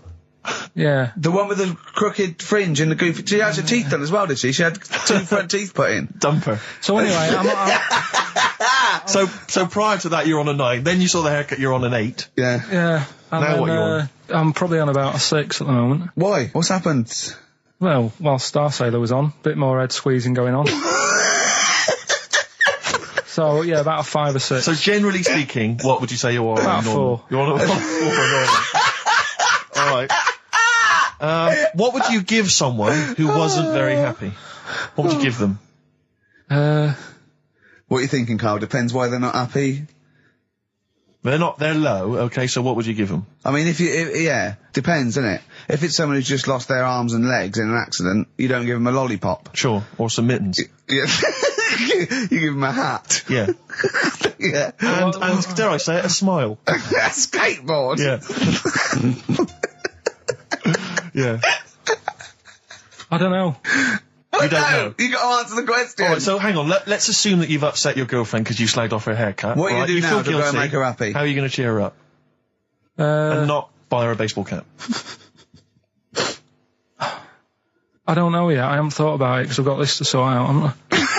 So when I get home, get her some gel or something. Oh, God! Oh, Christ. Oh, that's a wonderful, wonderful clip, and Yeah. a great record that preceded or followed it, I'm not sure. But, Oh, could I make some dedications? Yeah. Because last week, just before we had to come in to record this, I popped out trying to get onto the tube, and I had a nightmare because there were millions of protesters, so-called protesters. Now, a lot of them obviously doing good work. There was one fella, I think you'd have appreciated it, because I know you are very politically active, and I think this guy has really studied hard, and he's realised the best way to make his voice heard on the international political stage is to ride around on a tricycle wearing a jester's hat. He was really shaking up the bloody government. wouldn't want to be George W. Bush about now. Not indeed. Once he sees that. Once he sees that guy. Imagine his aides rushing in and going, George W., look at this guy. Where's that? That's in London, England. Okay, call off the forces. Is that a large tricycle? Yeah. Is he wearing a nappy? Get me Colin Powell. Why'd you call him Colin, not Colin? It's the way he likes it. Don't about. Just call off the troops. There's a in a jester's hat. Call the troops off. Just bleep some of those bits. Well, we've run out of time. We've got to get on with the show. It's near the end. I hope you've enjoyed it. I hope the scientists stuck in a big, hut in the middle of nowhere in pitch darkness, 10 of them. I imagine they've been fascinated, Rick, by the finger up the arse discussion. We had Chinese don't age well, gingers, all that. The big fat kid. Well, actually, they're probably secure in the knowledge that if they want to kill some time and it's dark, there's nothing better than stick your finger up someone else's arse. Exactly. So enjoy that. But they've been hanging on for Rockbusters clues, I imagine. Here's the answer. So give us the clue again quickly. All right, so the first one was the fella let his wife know how he got the bruise on his legs. Go on. Right, that was Courtney Love. Yeah, Courtney Love. So that's Courtney Love. So that's the fine. first one, CL. So that one's fine. The second one, that Potter. What am I doing? Letting that one Just go? let it go, just let it go. Am I just letting that go? Annoyingly, we haven't got time to take issue with it, Rick. Okay. That Potter lad, he's got a lot of bottle, hasn't he, doing all that stuff with the wizards and that. Go on. That's Brave Harry, the Bravery, current sort of XFM band, the Brave Harry, that works as well. No, it doesn't. And the last one, No, it doesn't. No, it doesn't work. the Buddhists It doesn't work. won't be able to get in their temple without Doesn't these. work. Brave Harry. It doesn't work. Brave Harry. The Brave Buddhists, Harry. Buddhists won't be able to get in their temple without these. TM. That's Yeah. the monk keys, right? So who got all them? The Monk Keys? Who got all them? Like Which band are called the Monk Keys? the monkeys. Oh, the Monkeys. Yeah, the monkeys. From their classic first album, Velvet Underground and Nico, which apparently peaked at a disappointing 171 in the US charts. Think of that. And that's obviously Lou Reed, the Velvet Underground, and Waiting for the Man. Yeah, great track. So we were talking, we were doing White Van Man, and we got onto We got on to genetically modified babies, but and then somehow Carl started telling a story about someone with a horse, and then he got onto, he was trying to make money selling flowers. Just do the flowers briefly. Well, hang on, I just want to recap slightly. So there was a family, and who had the horse in the family?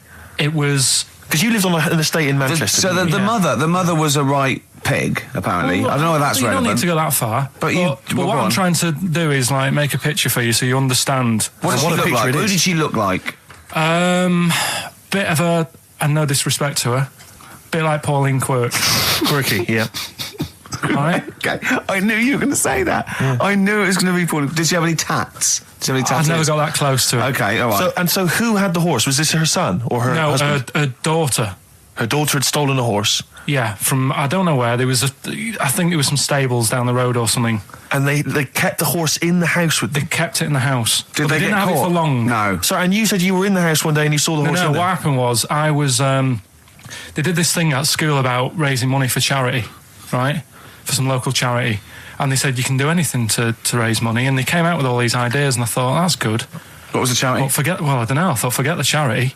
Yeah, that's I'm just the a good money charity making here. over. So- You're a charity. So, so I asked my mum for some, because she used to have a lot of flowers around the house. Sure. I said, can I just take some snippings off them? And I'll go and buy some plastic cups. And got some soil out of the garden, planted the bits of plants in them. Yeah. Got a tray. Yeah. Had about 25 plants on it, selling Yeah. them for 25 pence each. Excellent. Did you sell any? Yeah, so loads. Did you just cut? You didn't just cut them and stick them in the Yeah, they soil. wouldn't have survived. Oh. But I think people sort of thought, well, good on him for trying. But anyway, so I went round to theirs, because I thought their house could do with a bit of colour and stuff. Yeah. So it's a bit rough. So as I went The on, horse went, thank God for that breakfast. They've been feeding me kitty cat. so I got up to the door, and they opened the door, and it was one of them houses where no carpet, Yeah, a horse in the living room. You know. We've all been there. and the horse was walking around the living room. I looked quite happy and everything, because I always say that about animals. Black Beauty right? was on. Yeah. Well, think about it, right? If you were a horse, where would you rather be? In a little wooden hut with a load of hay, or in like a house with a Central heating. 3-piece suite and a telly and that? Telling you that. No, but I was saying this the other day, And an Atari. right? I was walking through London. the Commodore other day. 64, Yeah. rubbish. Exactly. Walking through London with Suzanne, right? Yeah. And you know, like homeless people always have dogs. And Yeah. she said, "Oh, I hope she looks after it." And I said, "They've got that dog is happier than most dogs, Right. Because people always walk past and give it a pat on the head. Yeah. It's with its owner all the time. Yeah. It's out in the open. It's not locked up in a house. Yeah. It doesn't You know what I eat, mean? but other than that... No, it does eat though. They're always all right. So that's what I was saying. I think this horse was doing all right for itself. Do you know what I mean? Well, not many horses have got their own house. Exactly. For a start, yeah. Well, anyway, that's what That's what by we were the talking by. about. Yeah. So anyway, this family, who's a bit. What were we talking about? It was about cloning. Genetically modified kids and all that stuff, yeah. Right. Now, what I'm saying is, you could say, you know, right, Steve, you could have a baby, right? And Ricky could see it and say, God, I want one that looks like that, Yeah. right? It could happen, Rick. So Come on, work with him. So you take it to the doctors, and I don't know what they do. They inject it with something or whatever. Yep, that's how it's done. Yeah. And get a little baby, and there it is. It looks the same. Now the thing is, you separate. You both go off and do your own things. Yep. Right. Now, you look at Stephen. This is you look after your baby. Yeah. You treat it well. You give it good food and I'm a that, good dad. all the vitamins and stuff. Yeah. Ricky just gives it cheese. Right. So then it changes its looks. It goes a bit fat. You know, it gets tired easily and that sort of thing. Now, when this family, Why am I just feeding a baby cheese? right, this family who had a horse in their house, Yeah. they had a little baby, and my mum went round and said, "You're not going to believe this, but it's a beautiful looking baby," right? Yeah. And I was like, well, you know. And the weird thing is, it was a good-looking kid. But as time went on, they didn't really look after it. And I'm not saying, like, abusing it, but it used to run around. It used to play out till, like, 10 at night. Yeah. It used to chase cars. Right. It was a bit... Did it have hooves? No. Chase cars. Right. What sort of kid chases cars?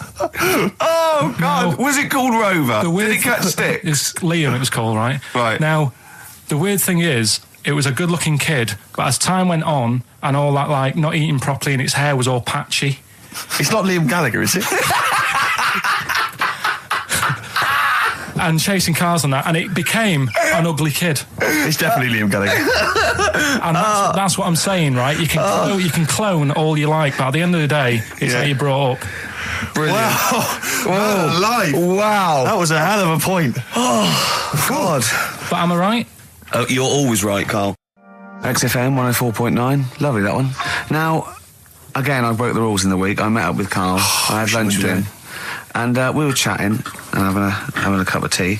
And it got onto one of Carl's favourite programmes, was the Tales of the Unexpected. Ah, of course. And all I can think is that he's probably the only person in Britain where they were unexpected. I mean, to him, when that twist came in, he'd go, gee, I can't... Yeah. Oh, God. Can't believe So it was the tree that did it. I mean, he was probably the only... And we were telling all these stories of horror, and he liked horror stories. And I told him this story. And I don't know if this had come across the way, but I told him this story. It was a short. It was a horror short. This was a film you saw, was it? Yeah. And what it was, it started off just there'd been a car crash. You see, it's a horrendous wreck. And you saw it from the point of view of the person in the car. And he was calling for his mate, and he was going, Dave... And he sort of looked over and saw a body without a head that had been thrown at. He goes, "Oh no, Dave!" And then into the field of view came Dave, his mate, and looked at him with a look of horror. And then it sort of went black, and you realised that he was just a head, and it had been his body. Oh wow! Right? Yeah. And I said, then it came up at the end at the executions in the French Revolution. People experience consciousness for and he went, "Oh." No, he said, it wouldn't be for that long. And then he went, if it was a chicken, it would work. Imagine remaking that film, but it's two chickens in a horrendous car crash. Their own fault for driving. It would work. No, he wasn't having that. Yeah. No, it was too long. I think he said, how long was this film? I went, 5 minutes. He went, no. It would work if it was a chicken. I like the way that Carl in something like when you relate an incident like that, he's appalled and offended and annoyed by the people that made it, even though he's never seen it. Oh, he's annoyed. Yeah. Do you have a favourite Tales of the Unexpected, one that you remember particularly that shook you up? Yeah, we were talking about the one on where there's some woman in prison. Have you seen that one? I can't remember them all. Right. This woman's in prison. Yeah. And she gets a bit friendly with the guy who takes the dead bodies out. Right. And he said, I can get you out of here. He said, what you've got to do, right? You've got to, at midnight... When you hear the bell toll, that means there's been a dead body. Yeah, there's been a dead body. So what you've got to do is go into, like, the place where all the dead bodies are, get in the first coffin on the right, and then I'll come along and carry you out, and you can run away and escape, right? So she goes, yeah, all right, then. So she hears the bell go. I'll bury you, right? And then I'll come back later and dig you up. Right. Yeah, but that's the point. It doesn't matter. It does matter. Trust me, Carl, it really matters. Okay. Listen, I don't know if I'm going to ruin this for people at home. Yeah. Can I just skip to the end? I would imagine that she gets buried and he doesn't come back, and she has to get buried alive. Better than that. So she gets in the coffin, and she's lying there for ages. She's buried. She can feel a bit of movement going on, so she's obviously, being carried somewhere, so she's thinking, this is it, I'm getting out. And she's lying there for ages and thinking, why isn't someone coming and lifting the lid off this? Do you know what I mean? Letting me get out. So she's really bored. She gets a lighter out, right? Lights it to have a look at who she's lying on. It's only the fella who said he'd help escape. Oh. How bad is that? That is... How bad is that? So it is quite important that she's buried alive then, isn't it? In retrospect, you realise that the jeopardy is that she's buried alive and can't get out. Yeah. It makes it so much worse, doesn't it, than just like lying in the morgue and going, actually, I'm getting out of here. Yeah. This isn't going to work. Look at Carl's face. Having told that, he's so pleased. His face is lit up. He's beaming like a child. Have you seen any? Is that your favourite horror thing ever? This is XFM 104.9. I'm Ricky Gervais with me, Stephen Merchant. You're listening to the best of, basically, Karl Pilkington. Avalanches, frontier psychiatrists. Absolutely. Well, we've had lots of emails. People, obviously, we inflamed and provoked about the Cornish pasty. I've got a couple of amendments to that. The crusty bit, is actually as a handle, because obviously the miners had dirty hands, and they'd eat all the stuff in the pasty, and they'd be left with this sort of crust, and they could throw that away. Mm-hmm. Also, someone told us that at one end was an apple, so you have a little sweet as well. Little dessert. So, there you go. You noticed how, over the years we've been doing this, way back when we started XFM, no one ever contributes when we ask about the music, when we ask about hip-hop, or their, opinions on that, anything important. No. But start talking about pasties. Yeah. We've had about 5 phone calls. Yeah. And someone phoned up to confirm. They used to work for Upper Crust, and basically Carl got all excited. So it is true. Well, I don't know if it's true. I've read the same sign you did, Carl. Interestingly, there's an email here that says, which basically offers a history of the baguette, and talks about after the revolution, the government decreed that all of France must eat the same bread. and it was up to the bakers to bake this bread of equality. And then Napoleon kind of made sure it was a particular. He kind of set in. Obviously, on the bread, you can eat anything you find in the garden: frogs, snails, bits of horse, But squid. the interesting thing is, Rick, that there's no mention of sticking it down your trousers whilst going to war. The French have tried to keep that secret for over 100 years, It was only Steve. the upper crust people. Yeah, nearly 200 years, that is a top secret. Somehow Euston Station upper crust got hold of a document, left behind in an old sea chest, possibly Napoleon's, could have been Josephine's. Unfortunately, jotted it down.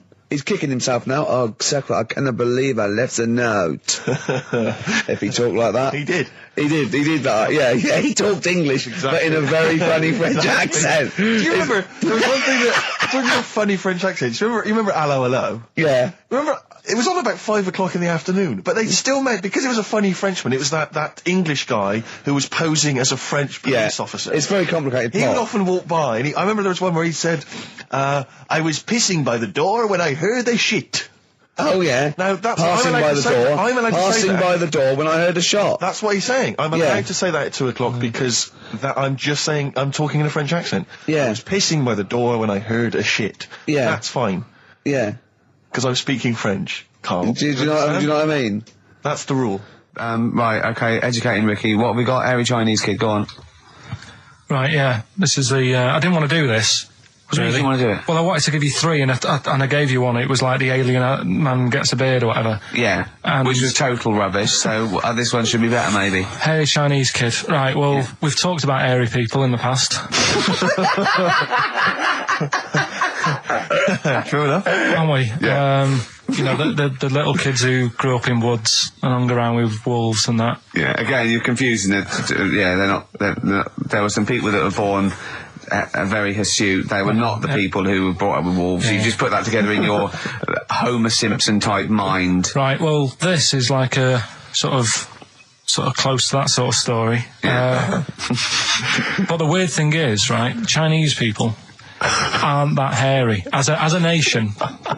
No, seriously, that's a well-known fact. They don't have that much body hair and stuff. Okay. So this little kid who was born over there, he was like covered in stuff. Was he?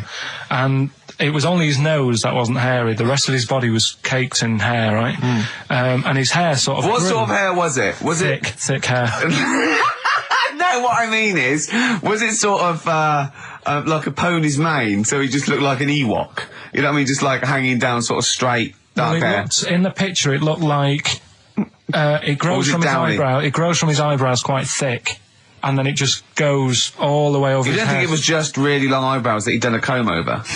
No, it was all over his body. It had a picture of like his back and that. Yeah. And Had he styled it? Had he styled it at all? Did he have it in a quiff or? no, it was just hanging everywhere. all over him. Yeah. And they were like, you know, this is a bit weird happening in China, where we're not normally that hairy. That was the scientist speaking there. And the local press and that were getting him down, calling him Monkey Boy and all this. Oh, And thinking Chinese press. but the doctor, Yeah. Oh. They're cruel, aren't they? It's like those game shows. That's Japanese, isn't it? Yeah. That's what. Yeah. and the doctor said, I was talking through all that time while we were just like talking to each other then. Because I turned round and I still saw he was talking. Go on. So anyway, the local press came in to see the hairy boy, the monkey yeah, boy. and they were like being tight, taking the mickey out of him, and the doctor said Showing him nuts. he's only hairy. Said he's a healthy young kid. The only faults he's got is he's got a little bit of eczema and a boil. And he said everybody should just treat him the same, and I think he grew up a healthy kid. Yeah, so that's the That's the end of the story. That's not a story. why. But I've got nothing. I don't know what to say to that. So someone in China was born slightly hairier than the rest, and he was normal apart from eczema and a boil. That to me isn't a story. But if it is, I've got a million. I mean, it's sort of like bloke from Manchester went a bit bolder than the rest, got a job on radio. He was normal. I mean, that's not a story, is it? So, would you like to start on your to Steve, because I've heard all these. Well, we won't do them all. Well, we'll start off with the Mr. Freeze. Tell Steve the story of Mr. Freeze. This is the first time he nearly died. This is the most serious of the lot, really. So, what it was, do you know, like, don't know if your mum and dad did the same thing, but, like, they do the weekly shopping on like, a Friday. Yeah. So when you got to Thursday, there wouldn't be much stuff left in the cupboard. It'd just be like, you know, your Jacob's crackers and stuff like that. So when they'd been to the supermarket and they came back, I was like, you know, what's that saying? Like a pig in... You know, I loved it. It was like loads of food coming in, loads of biscuits. What is that saying? He nearly said pig in shit. Right. Is that the same? Yeah. Right. So yeah, all this food comes in. Thank God he didn't. Otherwise he'd have been in trouble. That's true enough. Because he's culpable for our actions because he's the producer. So technically, that twat's in charge. Go on. Right, so anyway, there's loads of food, and I'm like, oh yeah, look at this, and chocolate biscuits, and, you know, penguins and stuff. Bacon. And bacon. Just in case, you never know. So anyway, my mum and dad's putting the food away. Me and our kid are like, he's already grabbed something, gone back upstairs. It's like feral children. it's like a quest for fire. And then they run upstairs. What did he do? Sit under the bed, gnawing at some sort of pig's trotter. So I saw. Do you remember Mr. Freeze Pops? I do. Yeah. So they're kind of like popsicles, icicles. Yeah, but really long, like a foot long, right? Yeah. So I thought I'll have one of them. So I grabbed it. Went for the nutritious stuff first. Absolutely. And like my mum and dad are putting this stuff away and what have you. And I rip it open and knock it back. Right, straight away, just right back like Swallow that. Swallow it straight away, yeah. But it went down the wrong way, right? So I was down your shirt? So I was like, oh God, I can't breathe. And my mum and dad didn't even know what I'd ate. Do you know what I mean? I ate it so quick. Yeah. And I'm sort of tapping my mum on the back, going, and she's going, oh God, you know, he's choking again, because I was always choking. If it was one thing, I don't know if I've got like a small throat, but I mean, even Ricky knows I can't drink that much, can I? Yeah. Do you know, or eat pebbles. I'm not a quick drinker. I'd always, I think I'm scared of like swallowing stuff. Yeah. And it was like bottle tops and mint imperials and stuff. I was always choking on stuff. Oh, jeez. So anyway, she's going, oh God, what's he picked up on it now? Drop it. So, and hit his nose with a stick. So I was going, I'm choking. At this point, my dad had I think he'd put his share away, you know, his food away, and he'd gone. His share, I love it. Yeah. He'd gone to watch like Winner Takes All or whatever in a lounge, and I was in the kitchen, and I was starting to I didn't care anymore. Do you know what I mean? I just got to that point where I wasn't struggling anymore. You just thought, I'm done. I just was like falling to the ground. And my mum's going, you know, get in here, I think it's serious. And my dad comes in and sort of starts shouting at me, saying that's what you get for being greedy. He didn't even know what I'd eaten. Well, it was the moment to teach you a lesson, certainly. So he's there like that, and my mum's going, oh, look at him. And my lips were going purple, and my eyes were rolling into the back of my head. You look like Marilyn Manson. And so anyway, she grabbed me from behind and did that fireman thing. The Heimlich manoeuvre. Yeah. And, you know, winded me. And it came up, and I was all right. What, the whole popsicle came flying back out? You see, that's what I don't understand, because there was nothing there. No, just a little bit. No, it swells up, doesn't it? Because it irritated it. So it went down your sort of like your epiglottis. It went down the wrong way, like it went into your air canal instead of your throat, and it sort of spasms, and that's the fear. You just got to calm it down and relax. So in time, I would have been all right. Yeah, anyway. you don't. Well, no, you might have. So that's so that's hang on. one. No. But the weird thing is, like for 3 days after that, I felt like a sort of a special person. I went to school. I'm saying nothing. I did full days. A special needs person. Yeah. I went to school the next 3 days after that. I didn't wag it or anything. I did full days. I love that. 3 days, turn over Yeah, exactly. After 3 days, you thought, screw it. Yeah, did a quick history exam. Yeah. Right, next one. Weird. That's popsicle. That's popsicle hell, we'll call that. Forever Lost. The magic numbers, and the magic number is 104.9. XFM. I'm Ricky Gervais, with me, Steve Merchant and Karl Pilkington. Right, 2 more shows So we're off air for I don't know how long. Is that 2 more including this one? Yeah, no. 2 more after Yeah, this one. yeah. No. It's this is one, and then there's another one. Right, 2 and more that's shows. the last one. There's Okay, 2 right. more shows. Yeah, Including this one. We're starting now. Starting now, There's 2 if more I'd have shows. said this at the end, it might have been ambiguous. That was But I've why said I it at the was beginning. There's 2 hours. That's a whole show. Right. So there's 2 more shows. 2 more shows including this one? Yes, well, Okay. obviously. So 1 more show after It's this only one. 1:05. After this show, 1 more. Yeah, one more. Yeah. Next week there's 1 more show. That means 2 altogether. Oh no, now it's only 1 more show. Good night. Okay. Now it better be a good one, Carl. Have we got Rockbusters? Yeah. To win those prizes? Check. Have we got Monkey News? Check. Is it a real Monkey News, or is it something that's is. slightly made Always up that is. you... What? Always is. Check. Okay. Knob News? Yeah, we've got a bit of knob news, yeah. I'm worried that Knob News, because it's only about penises, is a little bit sexist. Have we got any fanny facts? Can we sort that out for next week? I don't want to alienate our female audience. Welcome to Minge London. Good, I'm glad that's that. Well, brilliant. We've got a song with a story. Yeah, doing that. What is it? I don't want to sort of tell you what it is yet, because the Right. song isn't that great. Do you know what I mean? It's good. not a song Good. Good. that's like an XFM song, but every time I hear it on, say, like Magic or whatever, Yeah. I have an argument. 105.4. Yeah, I have an argument with Suzanne that, you know, what I think it's about, and she says, don't be stupid, it's not about that, and I'll say, no, it is. And so we're going to decide who's right. Yeah, Well, I don't know what song you're talking about, and I don't know what the argument is, but Suzanne's right. Definitely. No doubt about it. Yeah, we'll have a listen, but I'm hoping that once people sort of listen to it again with my thoughts, every time Well, they'll this hear it, song sums up what people should think of you. It's don't believe a word. All right? That's the sort of links I'm capable of. If that doesn't bag us as Sony, then nothing will. Then Lizzie, don't believe a word on XFM 104.9. I'm going to miss this show. It's been good. You might be the only one. No, well, you know, so we'll come back again. We've got a lot to do over the next few months, but maybe for Christmas or just after. But I still call Carl every day anyway. Oh, sure. Today I called him a couple of days ago. Of course you did. And I went, it was the weekend. I went, what are you doing? He went, oh, just in Regent's Park and that. I went, what are you doing? I said, just going for... He went, oh, Jesus. I went, what? He went, a caterpillar just fell out of the sky. I went, what? He went, a caterpillar just fell out of the sky. God, it's there, it's wriggling around. I went, sure a bird didn't just drop it? He looked at it and went, oh yeah. It was a bird. Of course he did. Yeah. For a moment, he thought caterpillars were raining from the sky. I thought I was in Chicken Licking. Yeah. Unbelievable. Why did you think a caterpillar had fallen out of the I sky? don't know, it just startled me a bit. I love Carl being I startled. like the idea of him straight on the phone to Trevor McDonald. Look, Trevor, there's caterpillars, insects falling out of the sky. They're falling out of the sky now. Put it on the news, quick. Are you sure there wasn't a bird? Oh, there was a bird. Yeah, sorry, Trev. Bye. But it was after, like, I hung up the phone and that from you, I sort of sat there for a bit watching it.